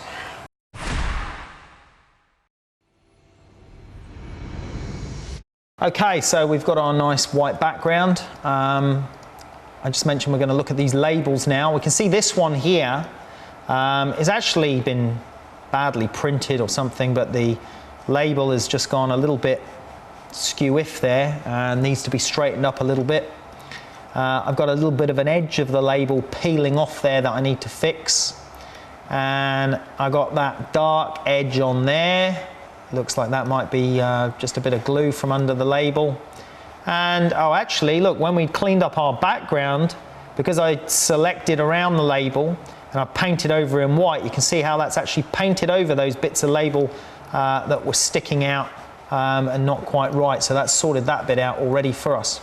Now just point out that when we actually do this type of product photography for a client, we'd actually have a blank bottle sent to us, a perfect bottle, and we would have the labels sent separately so that we could apply them absolutely perfectly. Because all products like this that you pick off the shelf of the supermarket, like we did with this one, obviously the label and the production process, the labeling isn't going to be absolutely perfect. Right, so let's see, let's start off with this area here. This looks like a perfect job for the liquefy tool or the warp tool. So let's just try it with the warp tool first. Let's just go in on this area and bring up image, edit, transform, warp. And let's just see what happens if we bend this around a little bit. Okay, so that has straightened it up a little bit there. It's not quite right, not quite the amount of control that I would like. So I'm going to ditch that off and take that into liquefy instead.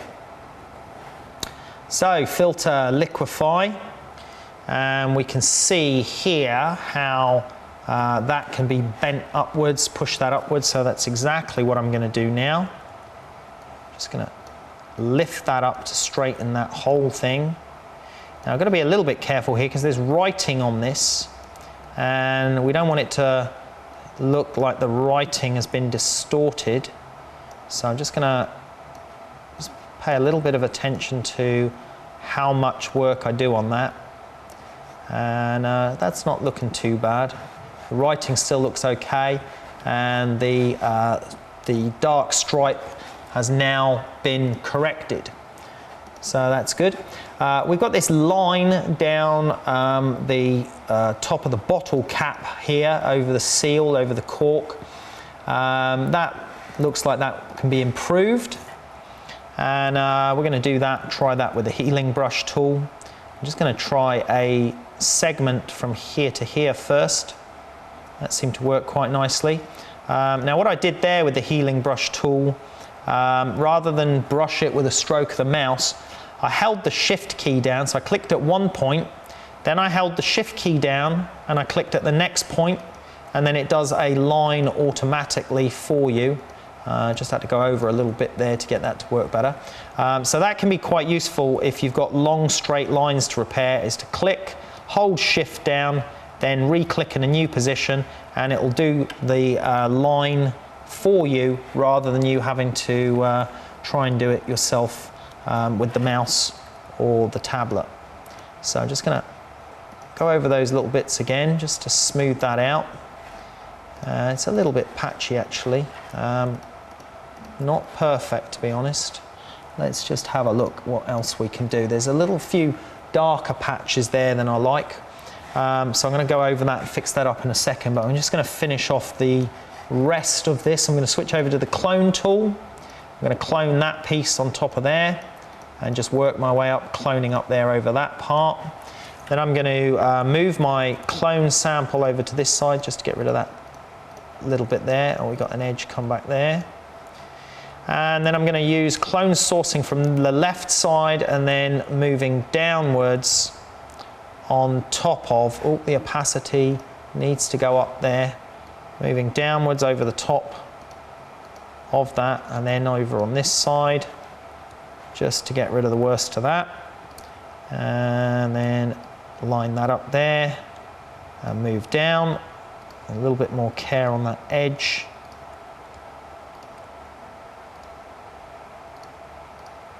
And we're almost there.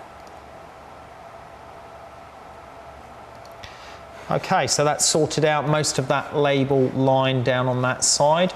We've still got similar problems here. All of this will just take a little bit of work with the clone tool. So I'm just going to work through on the cloning,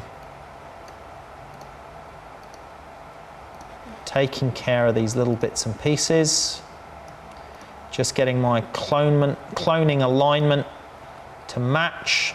I keep switching the clone tool source from left to right just to avoid any repeating patterns and just to make it look a little bit less of one continual clone line. Now, as I mentioned before, I've got a few sort of patches there. which I'm not quite happy that I'm left over with from the cloning and the healing brush. So I'm just selecting paintbrush. I'm going to put it to lighten mode, and I'm going to select a small brush size.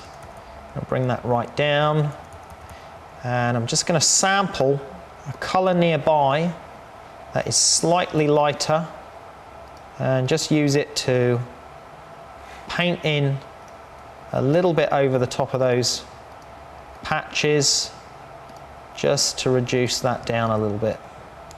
And I'm resampling as I do it, so I get a more accurate colour from the area close by to where it needs to go. And you can already see the improvement there. Let's just get that over the top of that one. And sample here and over the top of there. And now we can see that that's a lot better. We got a little bit of a catch light and nick on the top of the bottle there. Let's get rid of that. Let's clone tool again. And I mean, we could carry on working through all of these small little marks on the product to try and get an immaculate result to our cloning. Oops. Let's just try the healing brush on that one. That's worked quite nicely. And we can keep working. So it depends what level you want to take this to. I'm going to take out this line down this side as well. I'm going to use my shift key to clone all the way down. Now that's actually not done a good job there. The healing brush might do a slightly better job. So I'm going to try the healing brush from here to here. Not bad. It's left a little bit of an artifact there. I'm just going to go over that again. I'm going to use that was the spot healing brush that I used. Now I'm going to use the actual healing brush where I sample and then do it and see. Yeah, there we go. That was a great blend that time. I'm going to do that again on there. And we can see there is a faint line on the label running from here up to here. Healing brush is taking care of that really nicely. So already we've smoothed out that label. I've got a little bit of a shadow line underneath the bottle there. So basically I need to bring the pixels from here over the top of that. This should be a simple clone tool job, as long as I get my alignment source matching from here to here, and I'm going to just work my way along and along like so. That seems to have taken care of that quite nicely. And let's just see if we need to go a little bit closer. Actually, I'm going to sample from there this time. And let's just go up to there and across to there. That's great. And across to here. And let's just get that smoothed out on that edge. Okay, so that's taken care of that. So already the cap of that bottle has been dramatically improved just with some simple cloning and healing brush work. There we can see the changes. Okay, so let's move on down to the label area on this outside edge. Oops, zoomed in too much there. Just going to deal with this label that's just slightly peeling off. Because I've got a soft edge of light down on the side of the bottle from where our light source is reflecting off the side of the bottle, I'm just going to use a clone tool, and I'm going to just drop the opacity down a little bit, and I'm just going to see if this will work, just running it straight down the side a couple of times back and forth just to fix that up. That's worked really nicely.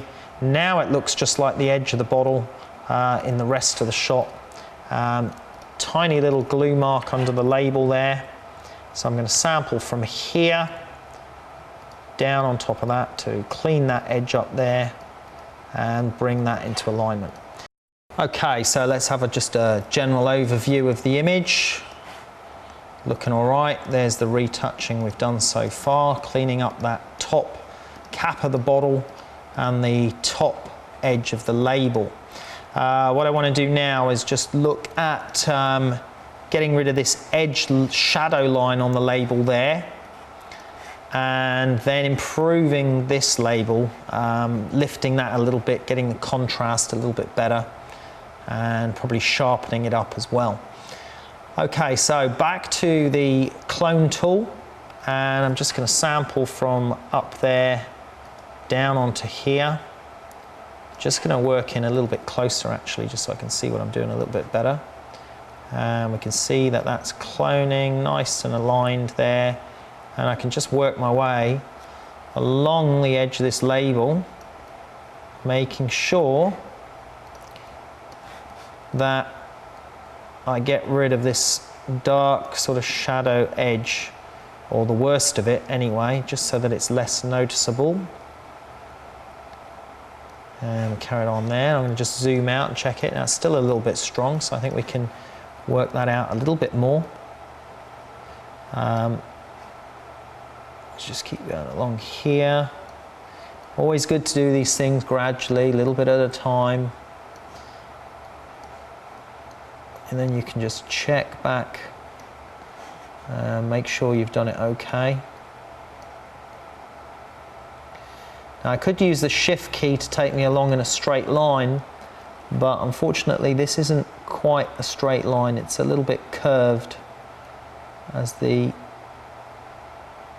label is curving around the bottle. It looks pretty good.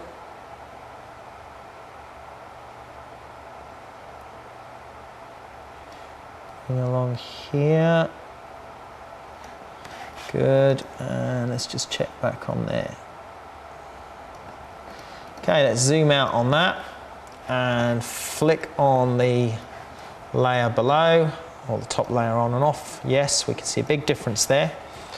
So that's great, that has worked out just as expected, just as we wanted. So now what I want to do is draw a little bit of attention to the label. And it's just going to need a little bit of dodging basically with the burn and dodge tool, the dodge tool there.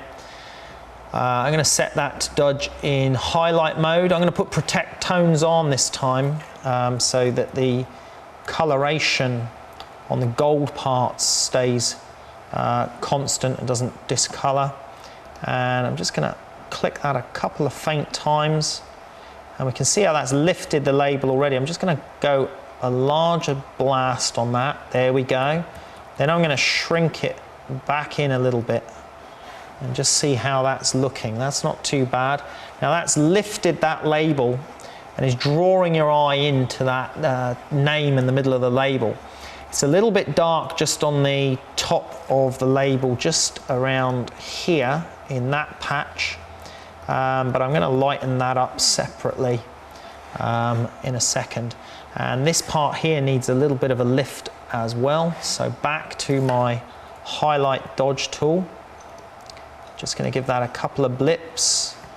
And let's just get onto mid-tones and see how we go with that. Oops, way overdid it there. Let's drop that opacity right down. And just use the dodge tool to lift that up a little bit. And we can do the same here. Now this is actually just using the burn and dodge tool, or the dodge tool in this case. Remember, we've also shown you how to do this using and creating an overlay layer with a 50% grey fill, so that you can do much the same thing. And that's worked okay for this particular purpose.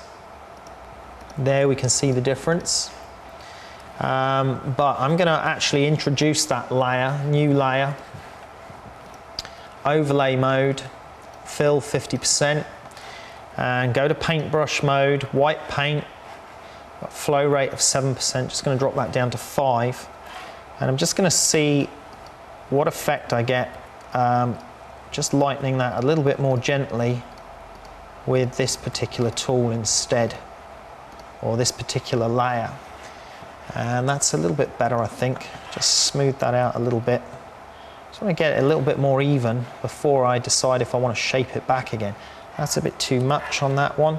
This one here is looking a little bit grubby looking. So I'm just going to work that out on there. Now, naturally, this label would have a little bit more shadow on the left-hand side than on the right-hand side, because that is where the light was coming from, the right-hand side. So naturally, the left-hand side will have a bit more shadow. Now, whilst I've been working on that label, some of you might be thinking, well, I can see that you've actually started to lighten around the edge of the bottle, which I have. I've accidentally clipped the green part of the bottle as I'm working on the label there, and that has caused the liquid to look like it's glowing around the edge of the label. And that is true, but it's not a problem, because with this particular layer that I've got it set on a separate layer, I can go and erase the part of the layer that is affecting that area of the bottle. So I'm switching to the eraser tool, and just going to get my brush there, and then on this layer I'm just going to increase the hardness of that brush a little bit. I can then just run in with this brush tool close into the label. There you can see it's taking it away now and just putting it back to how it was. And I'm going to do that again under here. There you can see where it's just putting it back how it was. And I'm going to show you why. Because if we look at that layer on its own, I've now rubbed out those parts there that were causing a problem. Now, looking at that label, it's a little bit too much toned down, so I'm just going to turn the opacity down a little bit to 70%, and I'm going to save that for now. I'm going to merge that down actually. Click on that layer, merge down onto the layer below, flick that on and off. We can see the differences there already. Still think that needs a little bit more work yet, a lot more toning and deciding which patches of that label need to be smoothed out with the burn and dodge layer. That might take a little bit of time, so I'm going to come back to that afterwards.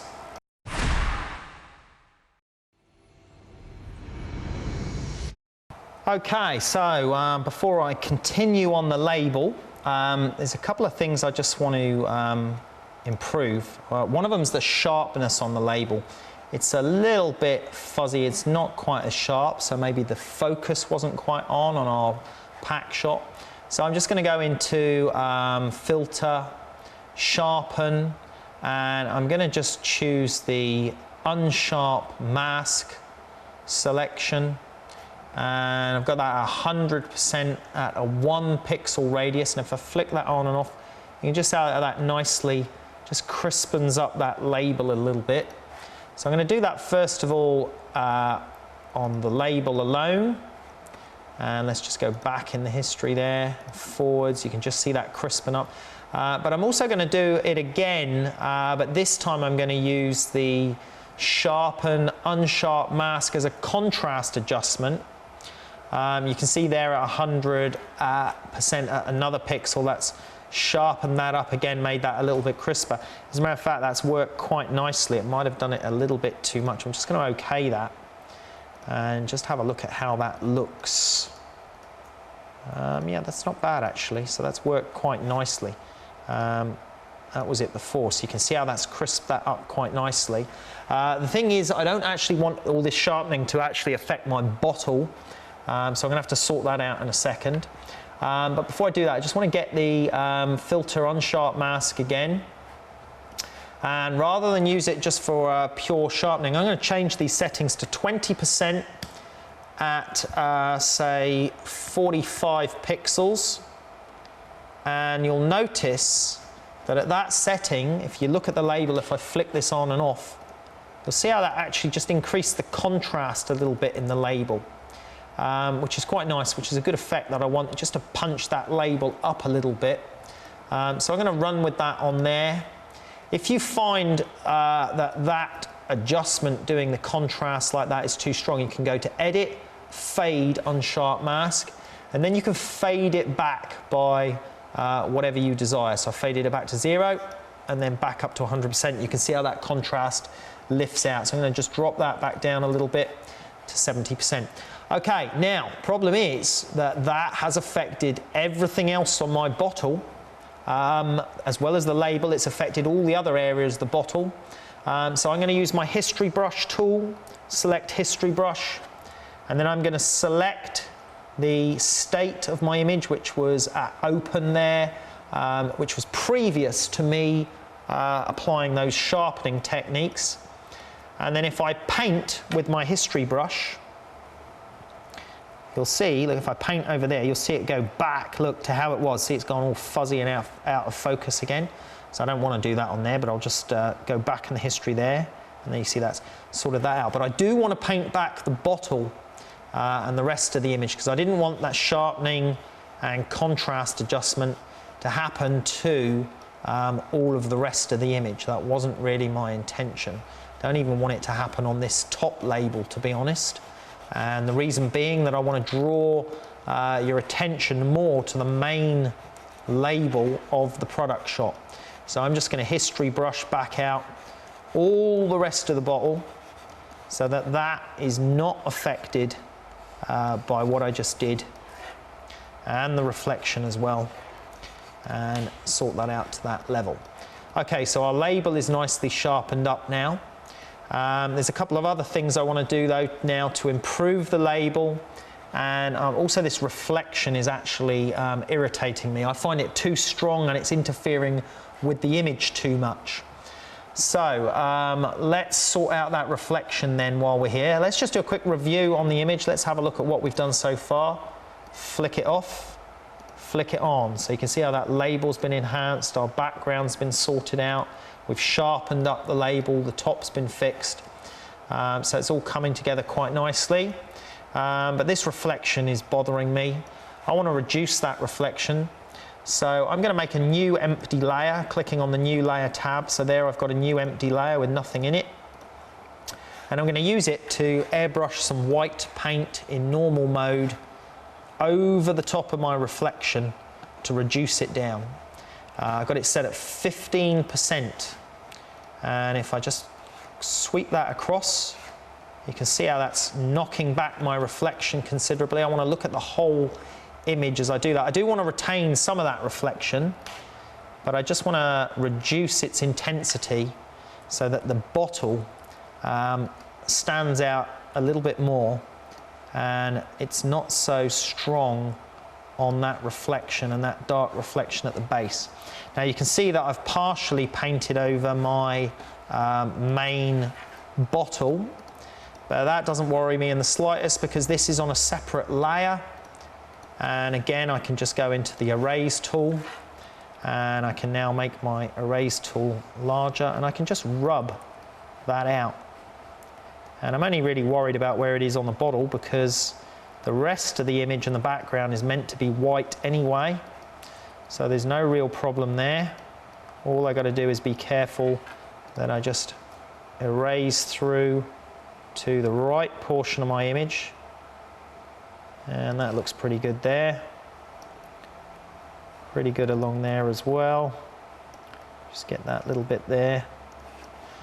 Okay, so now I'm in a situation where my reflection is a lot more subdued, but because I've got it on a separate layer, I can reduce the opacity of that layer back down to 0 or anywhere in between.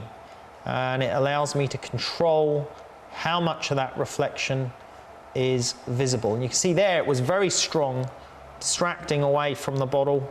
There it's more subtle and your eye is drawn more into the bottle. That's at 91%. I'm going to leave it at 91%. Okay, back onto the background or the layer with the bottle and the label work that we've done. I'm just going to apply a little bit more burning dodging. This time, However, as strangely as it may seem to you, I'm actually going to now shade the label on the left-hand side. Now that I've balanced it all out a little bit better and I'm happier with that, I'm actually going to switch over to the burn tool and I'm going to set it on mid-tones. And I'm just going to attempt to see what it's like if I apply a little bit of shadow now on this side, because I just want to give that bottle a little bit more shape again, just to make it look a little bit more expensive, just to give it that little bit more character to it. I'm going to switch to shadow burn now on this side. Just run that down that little bit more on that edge. And you can see now that's given it a little bit more shape. Just going to select that area in there. And I'm going to switch back to the dodge tool. And I'm going to select highlight mode on that. I'm going to drop the percentage down just to about 5%. I'm just going to run that streak down the middle and right hand side. Just flick that on and off. Yeah, made a little bit of difference on there. And just on that area of writing there, just to lift that up. Now, I'm quite happy with that. I like the way that label's looking. It's got a nice shape to it. It's nice and sharp, and it's got a good definition to it. I might apply a little bit of that dodging on that side of the label here.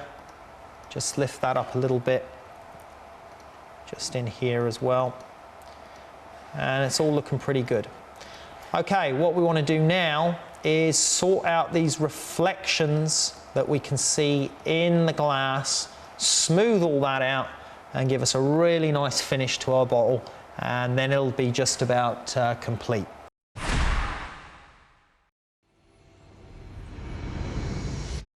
Okay, so let's have a look what we're going to do next. I'm going to take that layer of my reflection now that we added over the top of the image there, and I'm just going to merge that down because I'm really happy with that. I don't need to change that. And we've done the burning and dodging on the label. I'm just going to apply a little bit more of a burn on the shadows on the left-hand side of this top label. Just want to add a little bit more strength to the shadow side. Let me just try that into mid-tones as well. Yeah, it's more a mid-tone burn on there. And now what I'm going to look at doing is fixing up the reflections and some of these patches that we see in the green part of the bottle. First of all, we've got a fairly big reflection jumping out at us there. There's a couple of ways that we could fix that. One would be to use the paintbrush tool, set it to darken mode, and then select this color here and simply paint over that in darken mode. There we go. But I don't want to do that. I'm going to use the healing brush tool or the spot healing brush tool and just run the healing brush straight over it. And look at that, that healing brush is just amazing for stuff like this. Really helps sort things out like that really quickly. So I'm just going to do that on a couple of these small patches that I can see. So my aim here is to fix up as many little blemishes as I can with a healing brush. This is actually kind of similar to sort of skin retouching, if you like, because I'm looking for blemishes in the bottle. And I'm just going along, I'm using the clone tool now, but I'm just going along. We've got a big blemish there, which I'm going to deal with separately. And then we've got this sort of big shadow line across here, which I'm going to deal with separately as well. And then we've got this darker patch here, where I'd like to have the tone more like it is there. And we've got a couple of sort of smear lines here, so I'm going to just deal with those with the healing brush. Oops, sorry, that was the clone tool. Let's go back to the healing brush tool, which is J on the keyboard.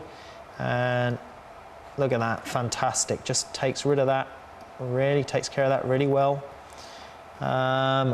Okay, that one there is going to be a little bit more tricky. I'm going to use the clone tool now because I'm going to need to sample So clone tool selected there. I'm going to sample from here and clone upwards to reach that part there, keeping it aligned.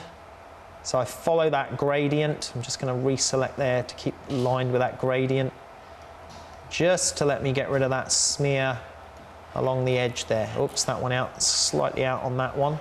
Just going to zoom out and check. That actually looks pretty good. What we're going to do here is just select a couple more patches on here. I'm going to use the healing brush tool again on those ones. And we've got another little smudge mark there, another one there. Just keep working my way around. That one actually messed that up a little bit. So you've got to keep an eye on these, make sure that they're doing their job properly. Okay, that's looking pretty good, pretty good. So what should we do? Let's deal with this big patch on this right-hand side. And basically, I want to get some of this going down the right-hand side of this bottle. So let's have a look at how we're going to achieve that. Let me just save my file, file save. I think what I'm going to attempt to do on this one is cut out this patch here and move it down on top with a new layer. So I'm just going to choose my lasso tool and I'm going to select this area around here and just above where it starts to go into that odd shading. I'm going to take that back up here and just going to feather that selection. I'm going to feather it by 2 pixels. And I'm going to say layer new via copy. And then I'm going to be able to move that around by hand. And I'm going to see how that lines up. Now you can see it's not the perfect shape and size at the moment, but I'm not too concerned by that because I'm now going to go into edit, transform, distort, and I'm going to bend it around a bit and see if I can make it fit. And it's not too bad there. Will it stretch down enough there that it'll look acceptable? And is the blend on the left okay? So let's have a look. It's not looking too bad. I'm just going to go with that for now. And then I think we'll find if I use the eraser tool, I'll be able to just drop the opacity of that eraser tool down and just do a little bit of a feather over the edge of that. And that's a bit too much. Just drop that down a little bit less. And just feather the edge of that, just so that blends a little bit better into that one. And then obviously I can rub this out along here. Now it would be useful if I could see what I'm doing at this stage. Before I do that actually, let's just rub out a little bit down, feather out a little bit on that edge there. And then I'm just going to reduce the opacity of that new layer we created, just so I can see through it a little bit. And that'll allow me to use my polygon lasso tool and run it along here, following the edge of the label. Nice and easily along there. And I'm just going to come back round and get rid of this bit first. And I'm just going to say select feather, but I'm going to feather this by 0.5 and then delete that. That looks pretty good. Now I've got to go down the edge of the bottle. And let's just work our way up the edge of this bottle with the lasso tool. So we're just looking through the layer because we've dropped the opacity, just to let us see through that, through that onto the layer below. Here we go. Join that back up. Feather my selection. And let's delete that out and let's have a look. It's not bad at all really. When we look at the edge of that bottle, that's got quite a nice continuous glow compared to that dark patch that we had before. And We can increase the intensity, decrease the intensity. It actually looks quite nice, just dropped back a little bit so that shadow comes in a little bit stronger there from underneath. You can see a slight join there, but not bad overall compared to what it was. So what I'm going to do is merge that layer down, and then I'm just going to go in and manually clean up that little bit there by using the healing brush and just doing that and seeing if it likes to sort out the blend a little bit better for me. And it should have taken care of it. Seems to have taken care of it pretty well. Good, so that's that side taken care of. Okay, we've got this large patch going across the middle here.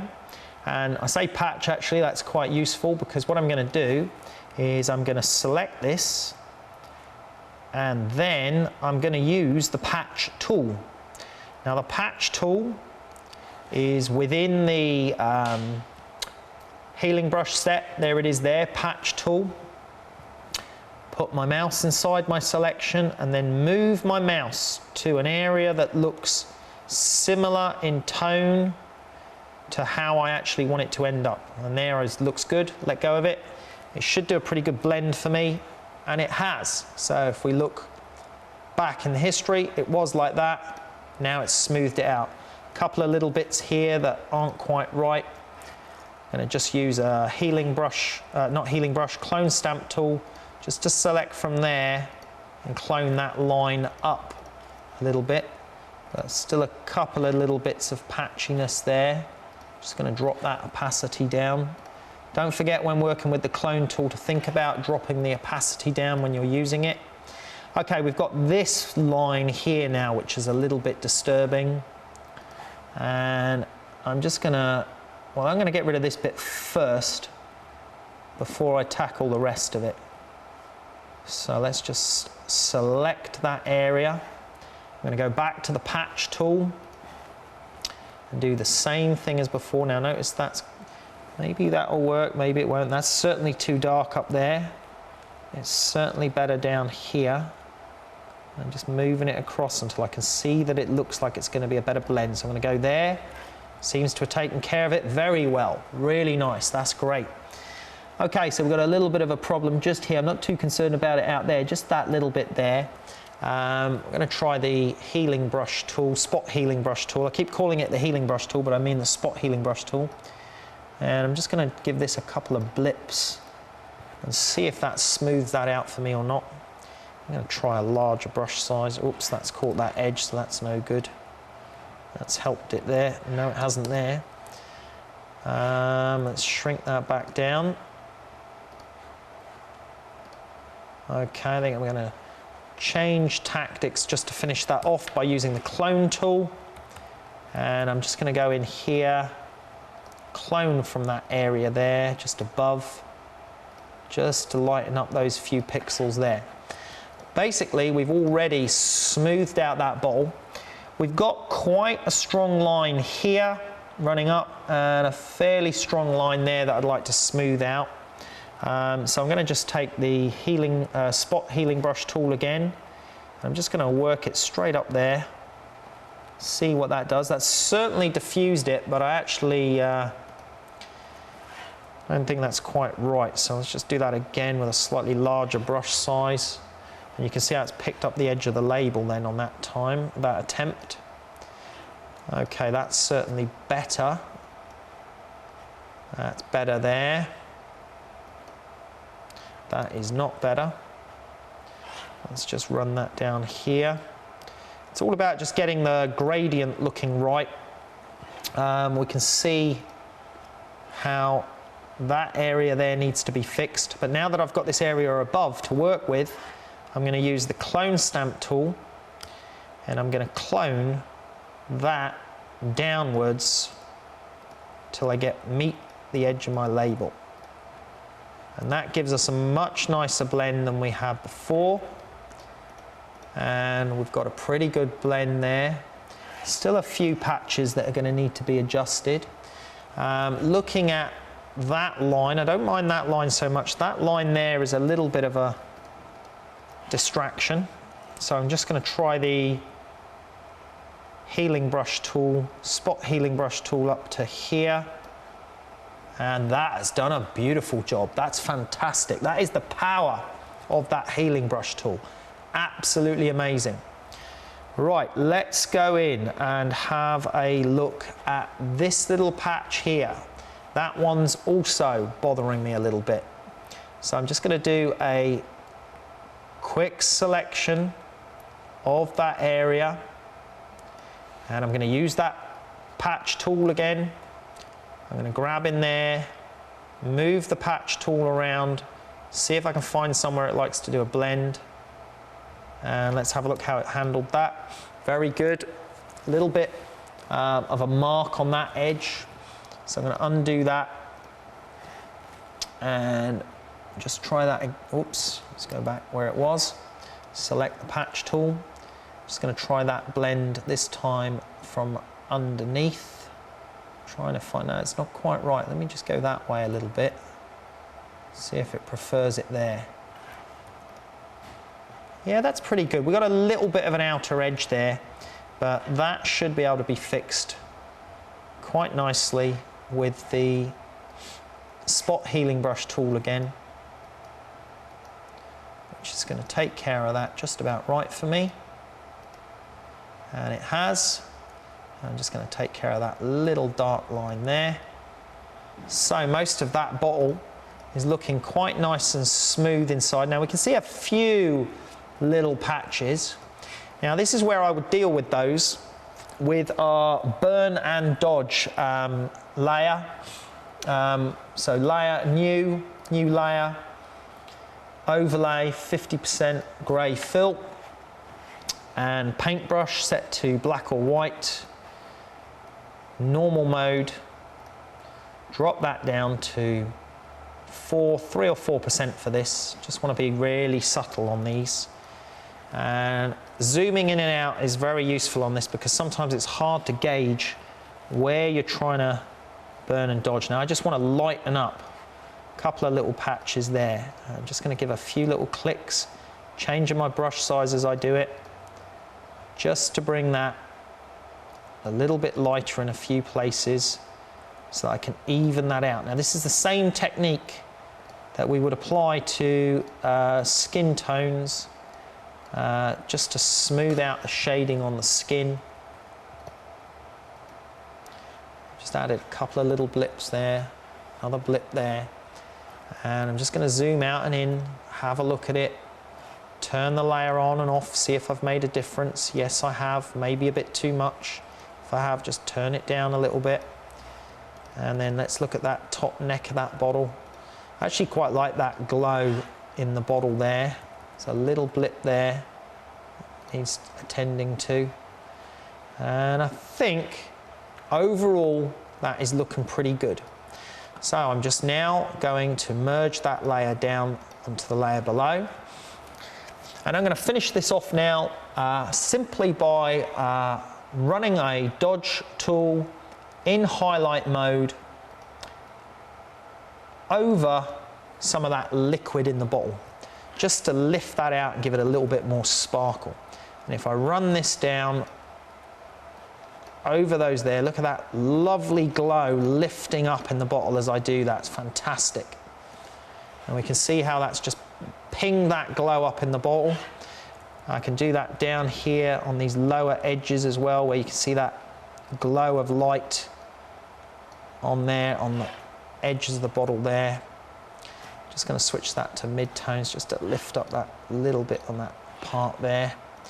And now we've got a really nicely illuminated bottle. Just going to give that label a little bit more of a ping on the highlights. Now that I lifted the inside of the bottle up, my eyes, I think, just expected to see that label a little bit brighter. So this sort of thing comes with experience and figuring out what's going to work best. So I'm pretty pleased with that. Now, let's have a look at that before and after. There's our finished bottle, and if I turn off that layer, that's what it was. So you can see there is a considerable difference in how we've reshaped and remodeled that bottle. and look at the difference on the label especially. Let's zoom in and show you a little bit of the detail there.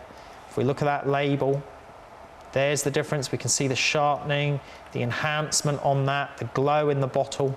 We can see how we've removed all those reflections out of the bottle. We've improved the top part of the bottle as well. We've cleaned up our background, reduced our reflection. Got a really great looking little product shot there. Took quite a bit of time in Photoshop.